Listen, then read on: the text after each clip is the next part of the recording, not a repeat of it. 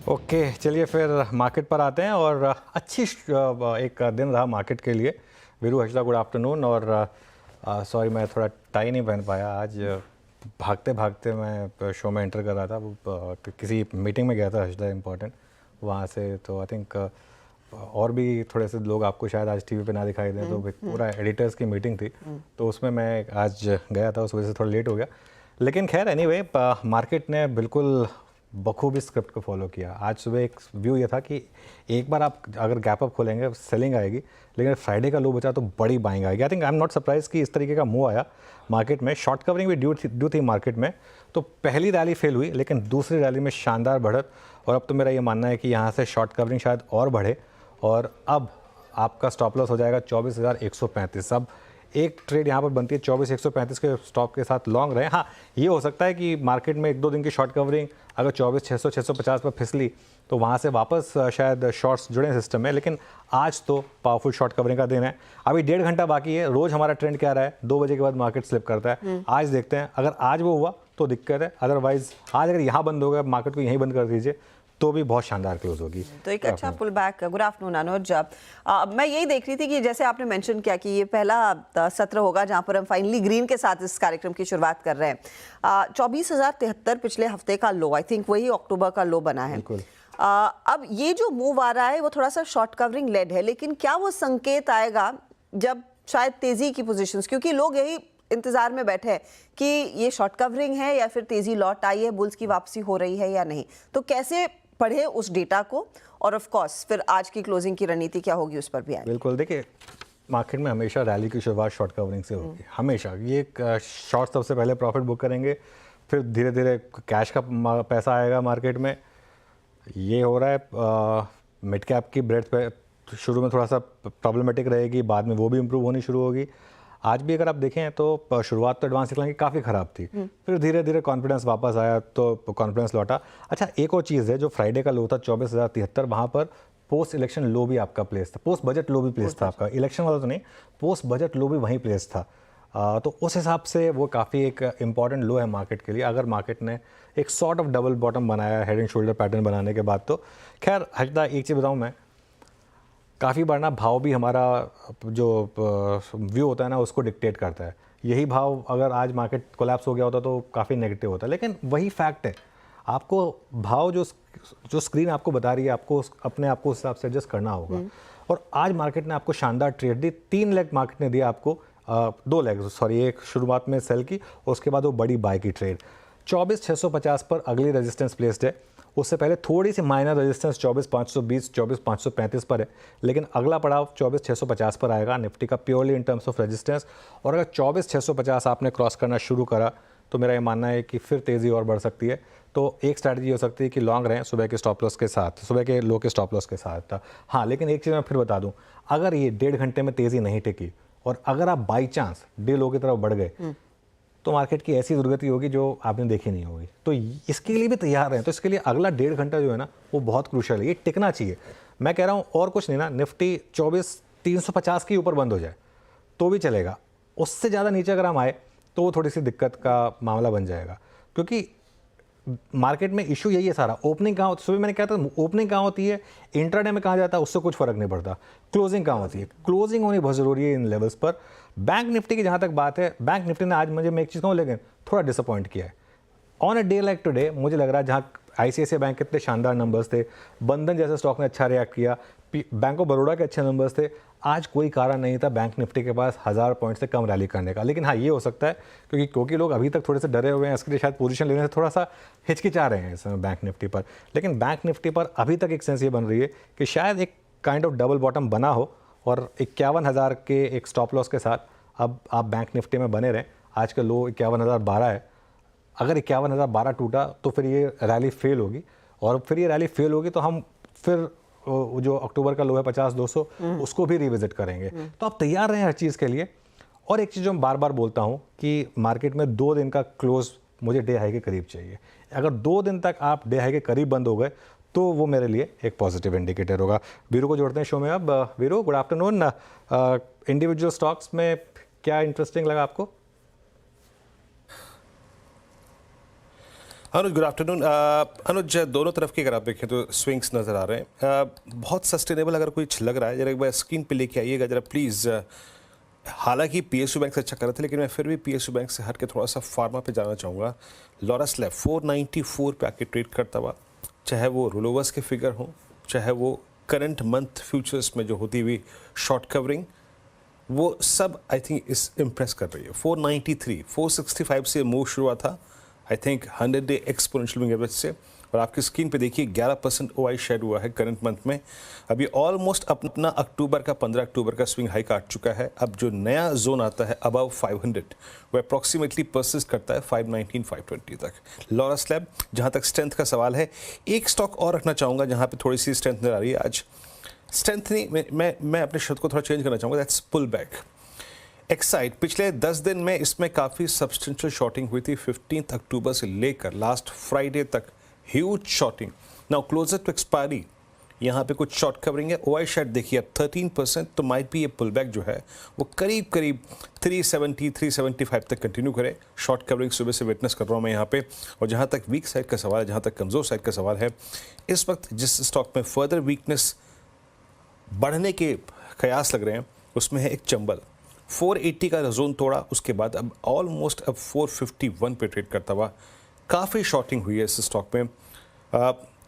450 448 के नीचे का अगर आप देखें स्विंग, इसको काफ़ी अगर आप देखें ख़राब कर देगा। काफ़ी लॉन्ग अनवाइंडिंग और नेक्स्ट मंथ फ्यूचर्स में काफ़ी शॉर्टिंग हुई। तो 3 स्टॉक्स, 2 स्ट्रेंथ वाले और एक कमजोरी वाला। हर्षदा। जी हाँ, तो ये कुछ स्टॉक्स जहाँ पर बड़ा मूव देखने को मिला है। आपके लिए कुछ ट्रेंडिंग काउंटर्स दोबारा से स्क्रीन पर लेकर आते हैं और वहाँ पर आप गौर करेंगे तो आज क्योंकि पुल बैक है तो तेज़ी वाले स्टॉक्स पहले स्क्रीन पर आपके लिए रखेंगे और फिर आएंगे आपके लिए वो मंदी वाले काउंटर्स लेकर। दिखाइएगा प्लीज़ वो सारा डेटा जो हमने शॉर्टलिस्ट किया है। देखिए आज का बड़ा परफॉर्मर तो आईसीआईसीआई बैंक ही है, 3.5% के गेंस यहाँ। श्रीराम फाइनेंस में 6.5% का इजाफा, वहीं अदानी एंटरप्राइजेज, M&M जैसे काउंटर्स में भी एक स्ट्रॉन्ग मूव देखने को मिला है। इसके अलावा जो स्टॉक्स तेजी में है, वोडाफोन आइडिया में आज एक पुल बैक, बंधन बैंक भागा है, गोदरेज, हिंदुस्तान कॉपर, डीएलएफ जैसे काउंटर्स। डीएलएफ के नंबर्स हम मेंशन कर रहे थे कि बुकिंग का अमाउंट कम था, उसके बावजूद स्टॉक में तेजी है। कोल इंडिया, बीएल, एक्सिस और टेक महिंद्रा ये दूसरे ट्रेड्स हैं जो बैकफुट पर कारोबार कर रहे हैं। कोल इंडिया के नंबर से खासी निराशा है मार्केट को। साथ ही अगर आप ध्यान दीजिएगा मिड कैप साइड पर भी ऐसे कुछ स्टॉक्स हैं जो मुनाफा वसूली झेल रहे हैं। उसमें इंटरग्लोब एविएशन है जो लॉस आया है 7 तिमाहियों बाद और लॉस ज़्यादा आया है। अनुमान था थोड़ा सा दबाव आएगा लेकिन ये ज़्यादा दिखा, तो 8% टूटा ये काउंटर। चोला फाइनेंस और एसबीआई कार्ड ये दूसरे लूजर्स हैं आज के ट्रेड के। चले हमारे जानकारों को जोड़ना शुरू करते हैं और आपसे फिर आपको वो सलाह देंगे कि क्या रणनीति होगी। SMIFS के शरद अवस्थी फंडामेंटल्स पर बात करेंगे। टेक्निकल कॉल्स के लिए प्रकाश काबा, मानस जायसवाल, राजेश पालविया, आशीष भहेती, अमित सेठ और शिल्पा राउत हमारे साथ है। 220 पर श्रीराम फाइनेंस आज का टॉप परफॉर्मर। कंपनी के नतीजे अच्छे रहे हैं, आगे का आउटलुक हम समझेंगे कंपनी के एग्जीक्यूटिव वाइस चेयरमैन उमेश रेवांकर से। 230 पर यतिन आपको बताएंगे कि HDFC बैंक में MSCI वाला कनेक्शन, ध्यान रखिएगा वो नवंबर में रिव्यू की तारीख अब करीब आने लगी है। 235 पर दीपाली से समझेंगे फार्मा सेक्टर के लिए PLI की जो तैयारी हो रही है उस पर एक अपडेट, और साथ ही साथ 245 पर यतिन आपको बताएंगे कि मारुति के नंबर से क्या एक्सपेक्टेड है। कंचन से भी जानेंगे सिप्ला और मैरिको वोल्टास के नंबर से क्या एक्सपेक्ट कर रहा है मार्केट। 250 पर मोतीलाल ओसवाल फाइनेंशियल सर्विसेज के नंबर्स पर कंपनी के चेयरमैन रामदेव अग्रवाल हमसे रूबरू होंगे। फिर 3 बजे हमारी खास चर्चा होगी क्वेस्ट इन्वेस्टमेंट एडवाइजर्स के CIO अनिरुद्ध सरकार से। 3:05 पर यतिन से जानेंगे डीलिंग रूम का एक्शन, फिर BTST STBT ट्रेड्स, क्लोजिंग की रणनीति और क्लोज की तरफ बढ़ेंगे। ओके, चलिए फिर हमारा पैनल तैयार है और एक एक करके ट्रेड्स लेंगे सभी से। अच्छा, उससे पहले मैं 2 स्टॉक्स की बात करना चाह रहा था आज था। एक DLF की आपने बात की, सुबह रह गया था मेरा, लेकिन मुझे हैरानी नहीं हुई कि स्टॉक 6% ऊपर है, क्योंकि पिछला जो क्वार्टर था उसमें थोड़ा सा सॉफ्टनेस थी और इस क्वार्टर की विजिबिलिटी उनको काफ़ी स्ट्रॉन्ग दिख रही थी। और जो गुड़गांव मार्केट के जो बाकी मार्केट्स के उनके इन्फ्लुएंशियल लॉन्चेस हैं वो इस क्वार्टर में आपको दिखाई देंगे, तो इस वजह से। और दूसरा Laurus labs, I think result वाले दिन आपकी मेरी बात हो रही थी, ये हर बार ऐसे करता है कि नंबर्स के दिन बॉटम हो जाता है, ख़राब से ख़राब नंबर्स पर नंबर के दिन ये बॉटम करता है। हर बार इसका ट्रेंड रहा है, मैं तो हैरानी है कि हर बार ऐसा होता है और फिर भी उसी तरीके से हर बार स्टॉक चलता है। तो 450 था उस दिन, आज 500 का रेट ऑलमोस्ट इसका आ गया यहाँ पर। तो ये खैर उसी तरीके का स्टॉक है। एनीवे, अब पैनल के पास चलते हैं और ट्रेड लेना शुरू करते हैं। गुड आफ्टरनून गाबा सर, बताइए इस समय का आपका top trade. Good afternoon to you. I think इस समय जो ट्रेड पसंद है मुझे इस वक्त वो है विप्रो। बेसिकली चार्ट स्ट्रक्चर के हिसाब से ठीक ही है, स्ट्रेंथ है इस चार्ट में। ट्रेड कर रहा है 559, स्टॉप होगा 555, सिर्फ 4 रुपए का। अपसाइड जो टारगेट होगी करीब 570 के हैं। तो रिस्क और रेशियो फेवर में विप्रो पर ध्यान देना चाहिए अंदर डाउन साइड। लॉन्ग साइड वाला ट्रेड इस समय 3% के गेन्स दिखा रहा है, बाय साइड की तरफ गाबा साहब पिक कर रहे हैं। मानस, गुड आफ्टरनून, आपका ट्रेड। अच्छा जी, तो देखिए बिकवाली करने का ट्रेड है। कोटक बैंक में बिकवाली करेंगे। अगर आप पैटर्न देखें तो कंसोलिडेशन के बाद स्टॉक ने फ्रेश ब्रेकडाउन दिया है। मेरे ख्याल से यहाँ से भी करीब 50-60 रुपए का डाउन साइड देखने को मिल सकता है। इसलिए कोटक बैंक के फ्यूचर में बिकवाली करनी है। 1771 1771 का स्टॉप लॉस लगाना है और 1710 1710 के टारगेट सेट करने हैं कोटक बैंक के फ्यूचर में। अगर चाहे तो ऑप्शन भी ले सकते हैं। 1760 का in the money put option है, वही खरीदना है। 1760 का पुट ऑप्शन जो 20 रुपए पे ट्रेड हो रहा है, वहां पर 10 रुपए के स्टॉप लॉस से खरीदारी करिए और 40 रुपए के टारगेट सेट करिए।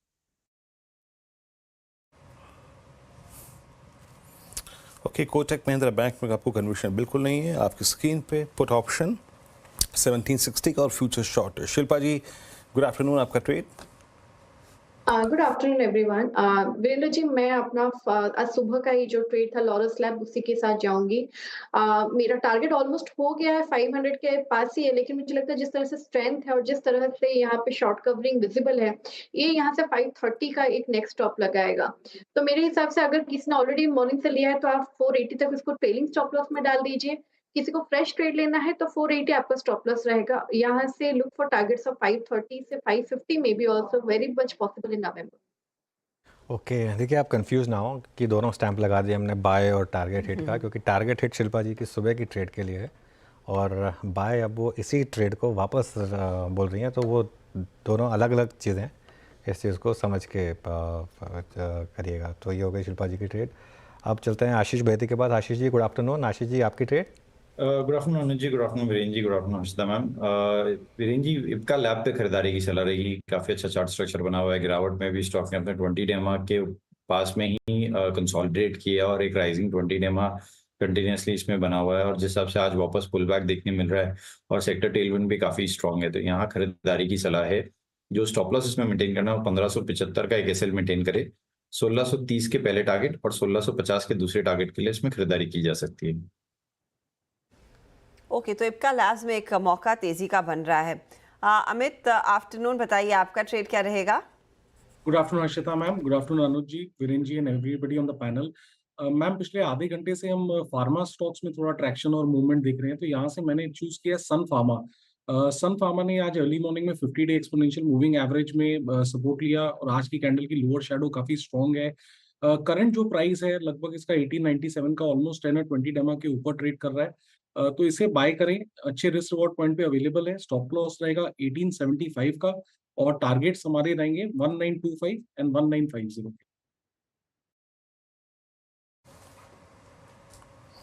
ओके, तो यहाँ पे टेक्निकल ट्रेड्स पूरे हो गए।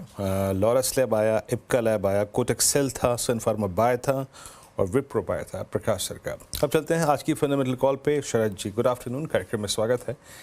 ये अक्टूबर की सॉफ्टनेस आपकी शॉपिंग लिस्ट को और एग्रेसिव बना रही है। जो स्टॉक्स आप लोग बॉटम पे पकड़ते थे, 52 वीक लो पे पकड़ते थे, वो और अच्छे प्राइसिंग पे मिल रहे हैं आपको। ये जो वीकेंड एनालिसिस था आप लोगों का क्या था और क्या ग्रैब कर रहे हैं, मतलब आपकी इस वक्त मीडियम टर्म पर्सपेक्टिव से कॉल क्या है? अब देखिए, लार्जली हम लोगों को लगता है कि 7 से 8% करेक्शन एक नॉर्मल करेक्शन में काउंट होती है। हम बहुत ज्यादा उससे अंदर नहीं है। हालांकि इस तेजी में बहुत कम अपॉर्चुनिटीज ऐसी मिली हैं जहां मार्केट ने 5-6% या उससे ज्यादा की करेक्शन दिखाई। बट ये एक वेलकम अपॉर्चुनिटी थी। हम अभी भी वही व्यू कैरी कर रहे हैं कि मोस्ट प्रोबेबली हम एक year and, calendar year and या फाइनेंशियल ईयर एंड में स्ट्रॉन्ग रैली देखेंगे। तो अगले 3 से 5 महीने हम ये उम्मीद कर रहे हैं कि सेकंड हाफ नंबर्स काफी बेटर रहेंगे, तो रैली काफी स्ट्रॉन्ग रहनी चाहिए। और ये ड्रॉप एक बहुत बढ़िया अपॉर्चुनिटी है लैप अप करने के लिए, क्योंकि मिड कैप, स्मॉल कैप या कई लार्ज कैप्स में जो डिस्काउंट्स अवेलेबल हैं वो काफी स्टीप है विद रीसेंट हाइज, और वैल्यूएशन जो एक थोड़ा डिस्कम्फर्ट था वो भी काफी हद तक कम हो गया है। तो मुझे लगता है हम इस डिप को यूज कर रहे हैं बाइंग के लिए अगले 3 से 6 महीने में एक स्ट्रॉन्ग रैली के लिए। जहाँ तक स्टॉक पिक का सवाल है, मैं आज पिक कर रहा हूँ मन्नापुरम फाइनेंस। रिसेंटली आशीर्वाद कैपिटल पे ऊपर जो बैन आया था उसकी वजह से काफी डिसेंट करेक्शन आई है। अभी लास्ट 12 मंथ्स पे लगभग 1.1 के प्राइस टू बुक पे स्टॉक अवेलेबल है। हमारा ये मानना है कि गोल्ड लोन में सच कोई स्लो डाउन आना नहीं चाहिए। प्राइसेस भी ठीक ठाक हैं गोल्ड के, तो एक प्रॉक्सी प्ले भी हो जाता है उस इंडस्ट्री को। और पिछले 2-3 साल में गोल्ड लोन इंडस्ट्री जिस साइकिल में जो एक डर्ट आता है उससे ऑलरेडी गुजर चुकी है। अब यहाँ से ऑनवर्ड ग्रोथ रेट्स वगैरह स्ट्रॉन्ग रहने चाहिए। 42,000 करोड़ की AUM में से लगभग 12,000 करोड़ आशीर्वाद से आता है, तो उसमें थोड़ा स्लो डाउन हो सकता है कि आपको एक आधी क्वार्टर देखने मिले जब तक वो ओवरहैंग हटता नहीं है। बट उसके बियॉन्ड हमें लगता है कि नॉर्मल सी रिज्यूम करनी चाहिए और सेकंड हाफ में अक्रॉस द बोर्ड काफी बढ़िया ग्रोथ आनी चाहिए। रूरल इंडिया में भी ऑलरेडी ग्रोथ ट्रिगर्स दिख रहे हैं, तो सेकंड हाफ हमें लगता है कि टोटल इकोनॉमी में थोड़ा बॉयंसी रहेगी, जिसका फर्क आपको ऑब्वियसली मन्नापुरम के नंबर्स में भी दिखाई देगा। NPAs वगैरह अभी तक कंट्रोल में है और आने वाले समय में भी 20-25% जैसी ग्रोथ आसानी से आनी चाहिए। अगले 12 महीनों में 26 से 28 रुपए जैसी बुक वैल्यू एक्रेशन होनी चाहिए। जैसे जैसे आशीर्वाद वाला इशू रिजॉल्व होता है, हमें लगता है 1.5-1.6 का प्राइस टू बुक आसानी से मिल जाना चाहिए। तो 235 रुपए के शुरुआती लक्ष्य के हिसाब से मन्नापुरम फाइनेंस। मन्नापुरम फाइनेंस जो बीच में काफ़ी पिटा है, काफ़ी फिसला है, वहाँ पर अब एक अच्छा मौका तेज़ी का 2% ऊपर वैसे अकाउंट।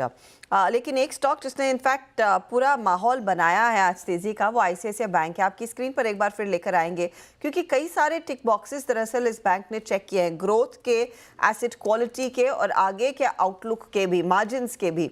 अनुज, कंस्ट्रिंग स्टॉक में आज लगभग 1300 के लेवल्स हासिल कर लिए। अब जो अच्छे नतीजे थे और जो अच्छा आउटलुक है, ये 1300 में फैक्टर्ड इन है या फिर अब यहाँ से शायद एक नई तेजी की शुरुआत हो? हाँ, थोड़ा सा टफ क्वेश्चन है क्योंकि अब तक स्टॉक को ऑल टाइम हाई हिट कर लेना चाहिए था मेरे ख्याल से। नंबर्स बहुत अच्छे हैं, सब कुछ एकदम शानदार है, लेकिन और ऐसा भी नहीं कि स्टॉक की पोजीशनिंग कोई बहुत ज़्यादा बुलिश थी, तो उस वजह से ये एक और कारण है कि मैं अभी भी थोड़े से इफ्स एंड बट्स लगा रहा हूँ निफ्टी और बैंक निफ्टी पर, क्योंकि आज मेरे ख्याल से मार्केट में 1000 पॉइंट की बैंक निफ्टी में रैली होनी चाहिए थी। हो सकता है अभी भी हो जाए, क्लोज तो हुआ नहीं है। 1000 पॉइंट की बैंक निफ्टी में रैली होनी चाहिए थी। ICICI बैंक को ऑल टाइम हाई लगाना चाहिए था और ओवरऑल मार्केट का मूड माहौल इससे ज़्यादा बेटर होना चाहिए था। ये एक व्यू था। अब देखिए, ये भी हो सकता है अजदा कि इतने दिन की सेलिंग हुई है, जिसको जहाँ प्रॉफिट मिल रहा है वो वहाँ पे ले रहा है, ये भी पॉसिबल है। तो कल परसों में देखते हैं। लेकिन अगर कल परसों में ये स्टॉक अगर अपना हाई नहीं हिट कर पाया तो मुझे लग रहा है कि फिर थोड़ा सा दिक्कत बनेगी, क्योंकि एक होता है हमारा व्यू, एक होता है प्राइस एक्शन। जिस हिसाब से नंबर्स हैं और जिस हिसाब से ब्रोकरेजेस ने टारगेट सब किए हैं, सबके जिस हिसाब से सबने अर्निंग्स रिविजन्स किए हैं, उस हिसाब से तो ये स्टॉक को टेक्निकली आज जहाँ खुला वहीं पे ही है, मतलब गैप अप खुला था, उतना ही गैप ही सस्टेन कर रहा है। ऐसा नहीं है अब इंट्राडे में किसी ने पैसा नहीं बनाया होगा। नॉर्मली जब अगर अच्छे नंबर्स आए और वो रीरेटिंग वाले नंबर्स हों तो नॉर्मली इवन वो स्टॉक इंट्राडे में भी पैसा कमा के देता है। तो इंट्राडे में पैसा नहीं कमा के दिया इसने। सिंस आपने रिजल्ट की बात की और ICICI बैंक की बात की, मैं एक और स्टॉक डिस्कस करना चाह रहा था, इंटरग्लोब एविएशन। एक बार उसका भी चार्ट लेकर आइए आप जरा स्क्रीन पर। इंटरग्लोब एविएशन में लेकिन आज एक अच्छा चांस है कि आज उसने शायद एक बॉटम बनाया, लोअर लेवल पे अच्छी खासी यहाँ पर बाइंग हुई हो। शुरू ये चर्चा हुई थी कि इन्वेस्टर्स तो बाय करेंगे, ट्रेडर्स को स्क्रीन रिस्पेक्ट करना होगा। लेकिन एक चीज़ मैं और ऐड कर दूँ, यहाँ पर अब 4500 के मुझे इमीडिएट अपसाइड नहीं दिखती। अब जब तक अगला क्वार्टर आके टाइम लेगा। सुबह बहुत अति हो गई थी, क्या हो गया ना, 12% अति हो गई थी। हाउलर नहीं था ये, इंडसइंड बैंक जैसा हाउलर नहीं था कि स्ट्रक्चरल स्टोरी खराब है, सिक्लिकल एक इशू था, इस वजह से 12-13% वो खराब था। उतना नहीं रिएक्ट करना चाहिए था। लेकिन वो जो उसका प्रीवियस हाई था 5035 का, उसको भूल जाइए। अब जब तक अगला क्वार्टर डिलीवर ना करे कंपनी, तब तक इवन अच्छे दिनों पे भी ये स्टॉक वहाँ तक तो नहीं जाएगा। अभी अपसाइड कैप होगी 4500 पर। अभी ना मुझे लग रहा है कुछ टाइम के लिए एक रेंज स्टॉक बन जाएगा, जो आज का लो है वहाँ से लेके 4500 के बीच में ये स्टॉक अब मेरे ख्याल से घूमेगा। तो थोड़ा सा सीमित दायरे में इंटरग्लोब एविएशन, लेकिन all eyes on ICICI bank की, क्या वो 1362 की तरफ अटेम्प्ट करेगा या नहीं। इनफैक्ट इसको टेक्निकली डिस्कस कर ही लेते हैं। शिल्पा, कंस्ट्रिंग इस समय भी देखिए डे हाई के आसपास ही है ये काउंटर, क्या मौका है आखिरी 1.5 घंटे में कुछ नई तेजी आने का, या फिर ऊपरी लेवल से दबाव बढ़ने लगा? आप कैसे पढ़ रही हैं, चार्ट्स क्या कह रहे हैं, पोजीशंस क्या कह रही हैं? जी, आईसीआईसीआई बैंक यहाँ पे अगर आप देखेंगे हर्षिता तो थोड़ा 1320 के लेवल्स के अराउंड इसमें है एक रेजिस्टेंस। तो जब तक इसके ऊपर नहीं जाता है तो फ्रेश अपसाइड टुवर्ड्स 1360 1380 के लिए हम लोग थोड़ा डिफिकल्ट यहाँ पे इसको देखेंगे। बट मोमेंटम है और क्योंकि मार्केट्स ने इतना ज्यादा फॉलो देखा है, यहाँ पे थोड़ा हो सकता है प्रॉफिट बुकिंग भी आ रहा है। It's not that the texture is wrong, लेकिन थोड़ा 1320 के ऊपर ही फ्रेश राउंड ऑफ बाइंग हम लोग देख सकते हैं। ओके, मीनवाइल ये जूट कंपनियों के स्टॉक्स में एकदम से आग लगी यहाँ पर। शेवियट 12% ऊपर है। लोडलो जूट में आई थिंक 5% का अपर सर्किट है, तो वो वहीं पर ट्रेड कर रहा है। और आई थिंक एक और स्टॉक होता है, 3 स्टॉक्स हैं इसमें, लडलो, शेवियट एंड ग्लॉस्टर। हाँ, ग्लॉस्टर भी इस समय आई थिंक 10-12% ऊपर है। कुछ देर में अपने रिपोर्टर को जोड़ेंगे और जानने की कोशिश करेंगे। ओके, असीम ने ये स्टोरी ब्रेक की, तो असीम को जोड़ लेते हैं। असीम, गुड आफ्टरनून। खबर आपकी स्क्रीन पर, चीनी कंपनियों को निर्देश दिए हैं कि 20% तक जूट बोरों में पैक करना है। असीम, क्या है पूरी जानकारी? देखिए, सरकार के एक निर्देश है कि जितनी भी आप चीनी बेचते हैं या चीनी मिलें बेचते हैं, उनको आपको जूट के बोरों के अंदर पैकेजिंग करनी होती है और 20% तक ये पैकेजिंग करनी होती है। कई चीनी मिलों ने इसको कर्नाटक के हाई कोर्ट के अंदर चुनौती दी थी। सिंगल बेंच ने इसके ऊपर आदेश के ऊपर रोक लगा दी थी, लेकिन डिविजनल बेंच ने उस रोक को ओवरटर्न कर दिया है। तो अब क्या किया है सरकार ने सभी चीनी मिलों को निर्देश दिए कि आपको ये पैकेजिंग करना आपके लिए मैंडेटरी है और आपको इसका कंप्लायंस भी करना पड़ेगा और हर महीने आपको इसकी रिपोर्ट भी देनी पड़ेगी। तो जो टेक्सटाइल मंत्रालय है उसने भी इसको लेकर के नोटिफिकेशन जारी कर दिया।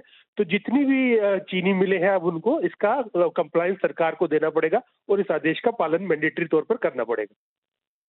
शुक्रिया। तो ये इस समय की खबर जो आती हुई, और जूट स्टॉक में तेज़ी। बस एक चीज़ क्या है ना, आप शुगर खरीदने जाते हैं ना, आप उसका टेक्सचर देखते हैं, वो पैकेट उठा के आप उसको नॉर्मली देखते हैं, परखते हैं अपनी आंखों से कि ठीक लग रही है या नहीं लग रही है।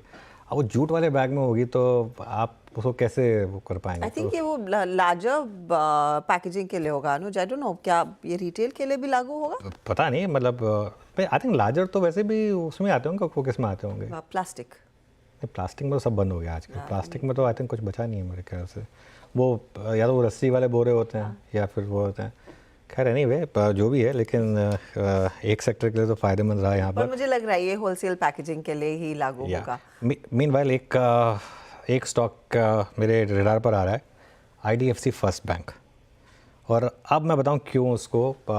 एक तो आप लेकर आइए IDFC फर्स्ट बैंक का इंटरडे चार्ट, ये देखिए स्क्रीन पर, और क्या शानदार आज इसने ट्रेड दिए। क्योंकि पूरा, जैसे कहते हैं ना, टर्मिनोलॉजी यूज़ करते हैं, the whole village was short, पूरा गांव शॉर्ट था। इतना शॉर्ट था कि उसके फ्यूचर्स पर डिस्काउंट था। मैंने बार बार देखा था कि कहीं कोई डिविडेंड एंगल तो नहीं है, नहीं कोई डिविडेंड एंगल नहीं था, फ्यूचर डिस्काउंट पर था। और आज देखिए फ्यूचर 5.25% ऊपर भागा है। कैश में स्टॉक ही 2% ऊपर है, क्योंकि वो जो डिस्काउंट था वो पूरा ट्रिम हुआ। अभी भी 25 पैसे का डिस्काउंट रह गया, लेकिन देखिए कैश में कितना ऊपर है, 2.35%। फ्यूचर कितना ऊपर है, 5.3%। ये वो डिस्काउंट का कमाल है जो आज ये इस तरीके का मूव यहाँ पर इस स्टॉक में आज देखने को मिला। इस पर शरद जी, गुड आफ्टरनून, एक टेक दीजिए IDFC फर्स्ट बैंक पर। देखिए, अब जो वैल्यूएशन पे अवेलेबल है उसमें बहुत महंगा तो नहीं है। ऑलरेडी कितना 1.1 या ऐसे आसपास प्राइस टू बुक पे अवेलेबल होगा, 1.3 के प्राइस टू बुक पे अवेलेबल है। और लॉन्ग टर्म में जो ट्रैक रिकॉर्ड है बैंक का, जिस तरीके से वो इम्प्रूवमेंट करने की बात कर रहे हैं, अगर वो टर्न अराउंड वगैरह कर पाते हैं रिटेल बुक में और जनरल बैंकिंग में भी, तो मुझे लगता है काफी इनोवेटिव तरीके ये अडॉप्ट कर रहे हैं। तो हो सकता है लेगेसी बुक वाले इश्यूज अब है नहीं।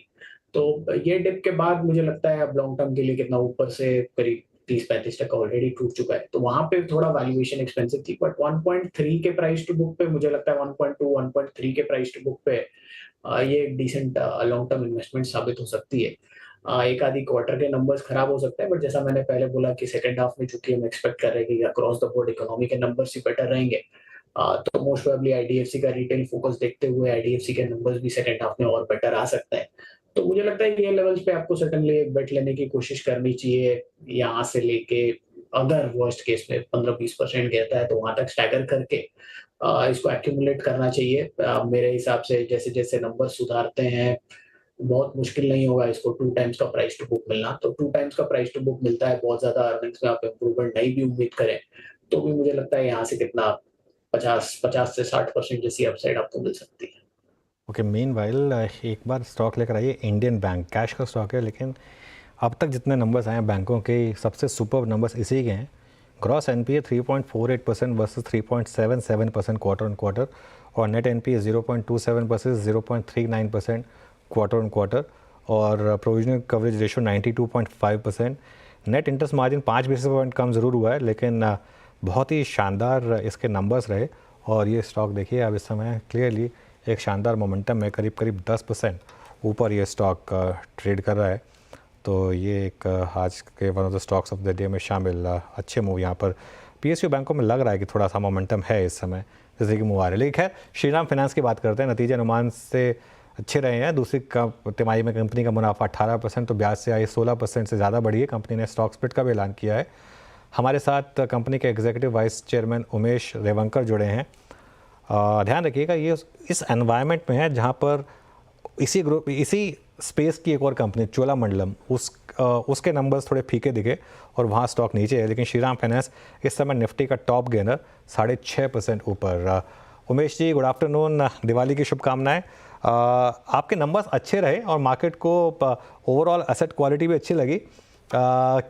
आगे के लिए क्या आउटलुक है, क्या नंबर्स आगे भी अच्छे रहेंगे इसी तरीके से? हाँ देखिए, अभी फिलहाल मार्केट इकोनॉमी कंडीशन तो अच्छा है क्योंकि क्रेडिट डिमांड अच्छा रहा है, मानसून अच्छा है, तो वाइड स्प्रेड भी है। तो मुझे लगता है कि खरीफ आउटपुट अच्छा है, तो अच्छा बारिश की वजह से इवन रबी क्रॉप भी अच्छा रहेगा। तो ओवरऑल द रूरल डिमांड तो स्टडी है, वेरी गुड। एंड इसलिए मुझे लगता है कि आगे भी हम इसी तरीके से हम परफॉर्म कर पाएंगे। कॉस्ट और नेट इंटरेस्ट मार्जिन, इन पर क्या आउटलुक रहेगा आप, क्योंकि इस समय मार्केट यही दो नंबर सबसे ज्यादा सुनना चाह रहा है? नहीं देखिए, मार्केट कंडीशन अच्छा है। रूरल में आउटपुट, एग्री आउटपुट भी अच्छा है, तो एमएसपी प्राइस भी बढ़ा दिया, तो कहीं भी वीकनेस नहीं दिख रहा है। मुझे लगता है कि हमारा क्रेडिट क्वालिटी और एसेट क्वालिटी और इम्प्रूव हो जाएगा और इसलिए हमको कॉन्फिडेंस है कि एक्सिस्टिंग अभी हमारा बिजनेस क्या है वो सब सेगमेंट में अच्छा चल रहा है। व्हीकल फाइनेंस अच्छा चल रहा है, एमएसएमई अच्छा चल रहा है। अभी फेस्टिव पीरियड में टू व्हीलर का डिमांड भी बहुत अच्छा है, ट्रैक्टर का भी डिमांड अच्छा लग रहा है। सो ओवरऑल तो ग्रोथ तो अच्छा है, क्रेडिट क्वालिटी भी अच्छा है। अभी हम क्रेडिट कॉस्ट लास्ट क्वार्टर में हमने 1.84 को हम इम्प्रूव कर दिया। इसका पिछले साल वो 2.02 था। तो मुझे लगता है कि क्रेडिट कॉस्ट और कॉस्ट स्टेज 3 तीनों अच्छा रहने से चांसेस आर देयर कि हमारा प्रॉफिटेबिलिटी और इम्प्रूव हो जाएगा।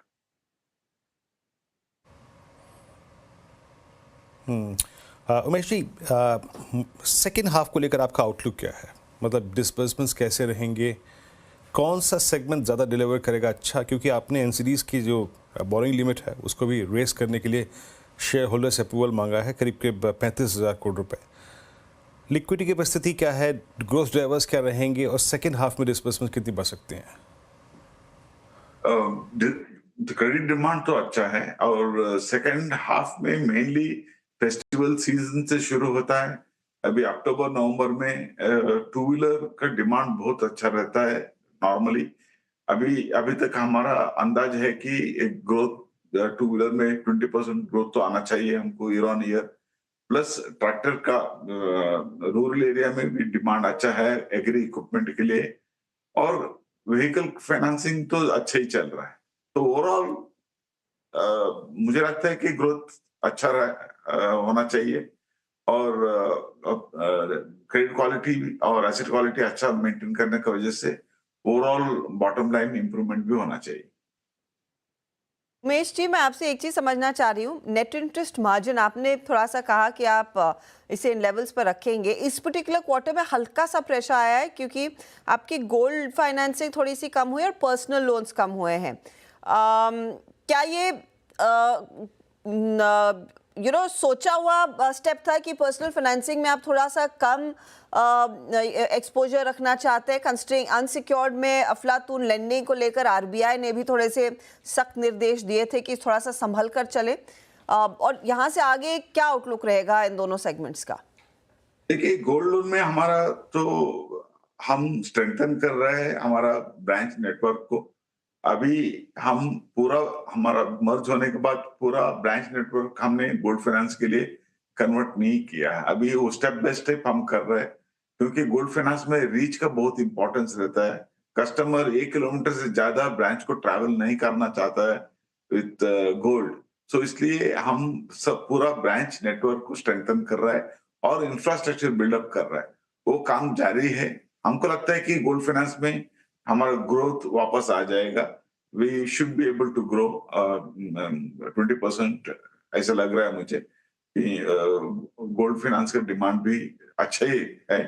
और दूसरी हमारा एक पर्सनल लोन में हम एग्जिस्टिंग कस्टमर जिसका रिपेमेंट अच्छा किया है ऑलरेडी उसको ही दे रहे हैं। तो हम वही एक प्रिंसिपल में हम काम कर रहे हैं।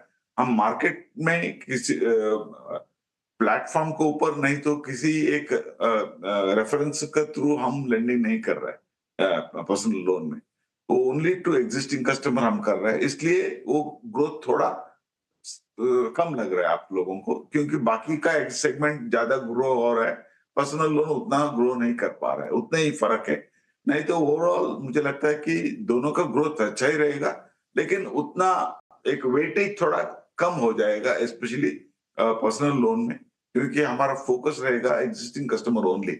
इसलिए गोल्ड लोन का ग्रोथ तो अच्छा ही रहना चाहिए लेकिन पर्सनल लोन में उतना खास ज्यादा ग्रोथ नहीं आएगा। मैं एक और चीज़ आपसे समझना चाहूँगी क्योंकि हर क्वार्टर हम आपसे बात करते हैं, आपसे एक अंदाज़ा लगता है कि रूरल डिमांड की स्थिति कैसी है। कई कंपनियों ने कहा है कि वहाँ पर पिकअप देखने को मिला है। H2 कितना स्ट्रॉन्ग रह सकता है रूरल स्पेंडिंग के लिहाज से, डिमांड के लिहाज से? आप क्या पढ़ रहे हैं इस समय? ना मैं इतना ही बोलना चाहता हूँ कि देखिए खरीफ आउटपुट अच्छा है। रबी का आउटपुट भी अच्छा होना चाहिए। इसका वजह से एमएसपी प्राइस बड़ा होने से ऑटोमेटिकली वो ओवरऑल स्पेंडिंग एबिलिटी और ये क्रेडिट रिक्वायरमेंट दोनों बढ़ेगा रूरल एरिया में। तो कंजम्पशन एंड क्रेडिट दोनों का एक्सपांशन हो जाएगा। तो हमारा कंपनी वो सेगमेंट में अच्छा खास एक हमारा एक टारगेट है तो ग्रोथ तो होना ही चाहिए।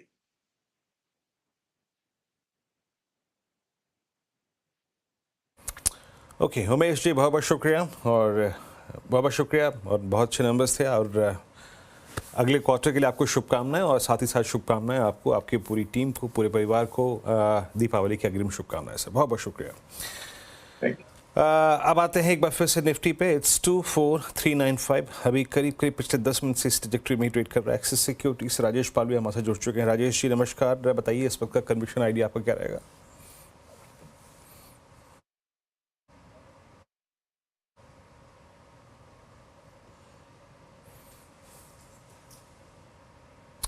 राजेश जी वो एक अनम्यूट बटन होता है वो दबाइएगा एक बार जी। तो गुड आफ्टरनून वीरेंद्र जी। जिस तरीके से आईटी में एक आउट परफॉर्मेंस बना हुआ, हमें लगता है यहाँ पे एचसीएल टेक पे फोकस रखना चाहिए। एचसीएल टेक का जिस तरीके का ओवरऑल स्ट्रक्चर है यहाँ पे हमें लगता है ये स्टॉक बहुत जल्द ऑल टाइम हाई ट्रेजेक्टरी की तरफ बढ़ते हुए दिखेगा। और स्टॉक में हम प्रोजेक्ट कर रहे हैं टारगेट फ्यूचर्स के जो कि आना चाहिए 1920-1940 की तरफ ये स्टॉक बढ़ते हुए दिख सकता है। तो एचसीएल टेक फ्यूचर्स पे बाय करने की सलाह और डाउन साइड में स्टॉप लॉस होना चाहिए करीब 1855 के आसपास। टेक में एक मौका, पहले हम विप्रो की बात कर रहे थे, अब एचसीएल टेक पर एक तेजी का कॉल आ रहा है। अच्छा, इस बीच भेल आपकी स्क्रीन पर फ्लैश होता हुआ जहां पर नतीजे आ चुके हैं कंपनी के और घाटे से मुनाफे में आई है। पहली बात तो ये है कंपनी के लिए वो एक पॉजिटिव है। वो आंकड़े भी आपकी स्क्रीन पर दिखाई देने लगेंगे। लगभग 63 करोड़ के घाटे के मुकाबले 106 करोड़ का कंपनी ने मुनाफा नियरली 100 करोड़ के आसपास डिलीवर किया है। रेवेन्यू के फ्रंट पर भी एक पिकअप देखने को मिला है। ये आंकड़ा लगभग 6584 करोड़ के आसपास आपको नजर आएगा। एबिटा पॉजिटिव है। आपको याद होगा पिछले बार ये एबिटा लॉस दिखाया था और मार्जिन्स 4% के आसपास आए हैं। ये है फिलहाल भेल आपके लिए स्क्रीन पर। भारत हेवी इलेक्ट्रिकल स्टॉक में एक अच्छा खासा स्पाइक, करीब 17 रुपए के गेंस, यानी कि देखते ही देखते 7% भाग चुका है। अमित, पहले तो फटाफट से एक take check 234 per day high पर है काउंटर।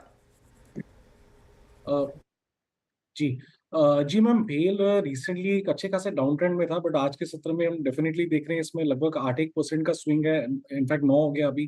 तो मुझे लगता है इसका जो नियरेस्ट मूविंग एवरेज है 240 245 वहां तक ही जा सकता है। फ्रेश पोजीशन नहीं बनाएंगे, लेकिन अगर किसी की है तो बने रहे। स्टॉप लॉस रहेगा 232 का for probable targets of 240 to 245 in the near term. 240 to 245 के लेवल्स भेल में ये स्टॉक आपकी स्क्रीन पर देखते ही देखते 9% की तेजी आ गई। कुछ और डिटेल्स लेकर आएंगे कि ऑर्डर बुक में क्या स्थिति देखने को मिल रही है, क्या वो फैक्टर है जो दरअसल स्टेडी रहेगा गोइंग फॉरवर्ड। अगर इस क्वार्टर में मुनाफा कमा लिया है, वो क्या ग्रोथ और देखने को मिलेगी, कुछ और बारीकियां आएंगी तो उस पर नजर डालेंगे। वीरू, आप भी देखिएगा, भेल का स्टॉक तेजी से भाग रहा है, करीब 9-9.5% के गेन्स यहाँ पर बनते हुए दिखाई दे रहे हैं। चलिए अब बात करते हैं एक और दिग्गज की, और वो है HDFC बैंक। ये भी रेडार पर रहेगा। आज ऑफ कोर्स हम ICICI बैंक की ज्यादा चर्चा कर रहे हैं नंबर्स के लिहाज से, लेकिन HDFC बैंक के लिए जो अगला बड़ा ट्रिगर रहेगा वो रहेगा MSCI का रिवीजन। 6 नवंबर को दरअसल बाजार बंद होने के बाद रीबैलेंसिंग का ऐलान होने के आसार बनते दिखाई दे रहे हैं, और इसमें HDFC बैंक फिर से चर्चा में आएगा। यतिन हमारे साथ है। यतिन, क्या चांसेस है कि इस बारी फिर और फंड फ्लो देखने को मिले, क्योंकि पिछली बारी थोड़ा सा आउट ऑफ सिलेबस हो गया था, 2 ट्रांचेस में वो रिवीजन हुआ। बिल्कुल, और ये दूसरी ट्रांच है जो आप एक्सपेक्ट कर सकते हैं। जहां तक कि MSCI की रीबैलेंसिंग का सवाल है, 6 नवंबर को पोस्ट मार्केट ये अनाउंसमेंट आएगा, यानी 7 को ये पूरी की पूरी लिस्ट सुबह को प्री मार्केट आपको मिलती हुई नजर पड़ेगी। जहां तक कि MSCI रीबैलेंसिंग का सवाल है, 26 नवंबर को ये इफेक्टिव डेट होगी। HDFC बैंक ये स्टॉक ऑलरेडी फोकस में है, और अगर हम लेटेस्ट शेयर होल्डिंग पैटर्न की बात करें तो जो FI हेडरूम 20% होना चाहिए, उसकी बदली लगभग 25% है। इसका मतलब ये है कि जो पिछली बार वेट चेंज हुआ था, इस बार भी वेट चेंज होगा, जिसके कारण लगभग $1.8 बिलियन, यानी मोटा माटी अगर आप पकड़ लें तो 15,000 करोड़ रुपए की FI बाइंग फ्लो यहाँ आएगी। MSCI के जो बेंचमार्क फंड्स हैं वो खरीदारी करेंगे, तो कहीं ना कहीं ये मार्केट्स के लिए भी बड़ा ट्रिगर होगा, बिकॉज 6 नवंबर को आपको पोस्ट मार्केट आज ये अनाउंसमेंट आती हुई नज़र पड़ सकती है। इसके अलावा अगर हम इंक्लूजन कैंडिडेट्स की बात करें तो उस पर भी नज़र कर लेते हैं, जैसे कि BSC, वोल्टास, अदानी एनर्जी, इन सब स्टॉक्स में लगभग 20 से 30 करोड़ डॉलर्स की बाइंग आपको आती हुई नज़र पड़ेगी। इसके अलावा एल्केम, ओबेरॉय रियल्टी और कल्याण ज्वेलर्स, ये भी स्टॉक्स हैं जो MSCI की लिस्ट में इंक्लूड होंगे, और यहाँ बाइंग आपको आती हुई नज़र पड़ेगी। तो ये जो MSCI का ट्रिगर है मार्केट के लिए पैसिव फ्लो के हिसाब से काफ़ी अहम माना जाएगा, और 6 नवंबर को पोस्ट मार्केट आज जब ये लिस्ट लगेगी तभी थोड़ा बहुत एक्साइटमेंट आप एक्सपेक्ट कर सकते हैं सारे के सारे शेयर्स में। ओके, सारे स्टॉक्स जिनमें एक्साइटमेंट एक्सपेक्टेड है, लेकिन HDFC बैंक में ज़्यादा लोगों की जान अटकी है।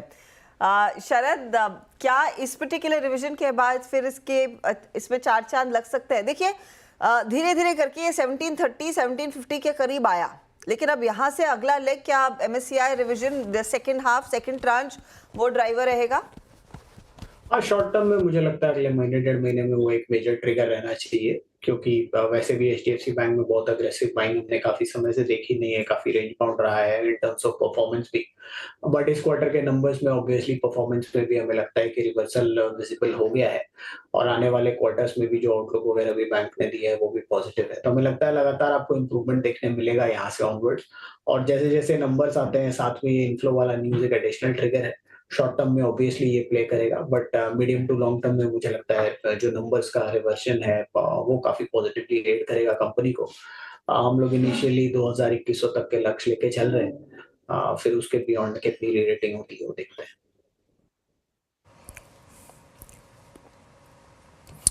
ओके, HDFC बैंक, चलिए तो अब बिग ट्रिगर है HDFC बैंक के पास 1737 पे फिलहाल एज ऑफ नाउ, थोड़ी सॉफ्टनेस के साथ। और आज निफ्टी बैंक से अगर किसी स्टॉक ने एडवांटेज छीन लिया तो वो था HDFC बैंक।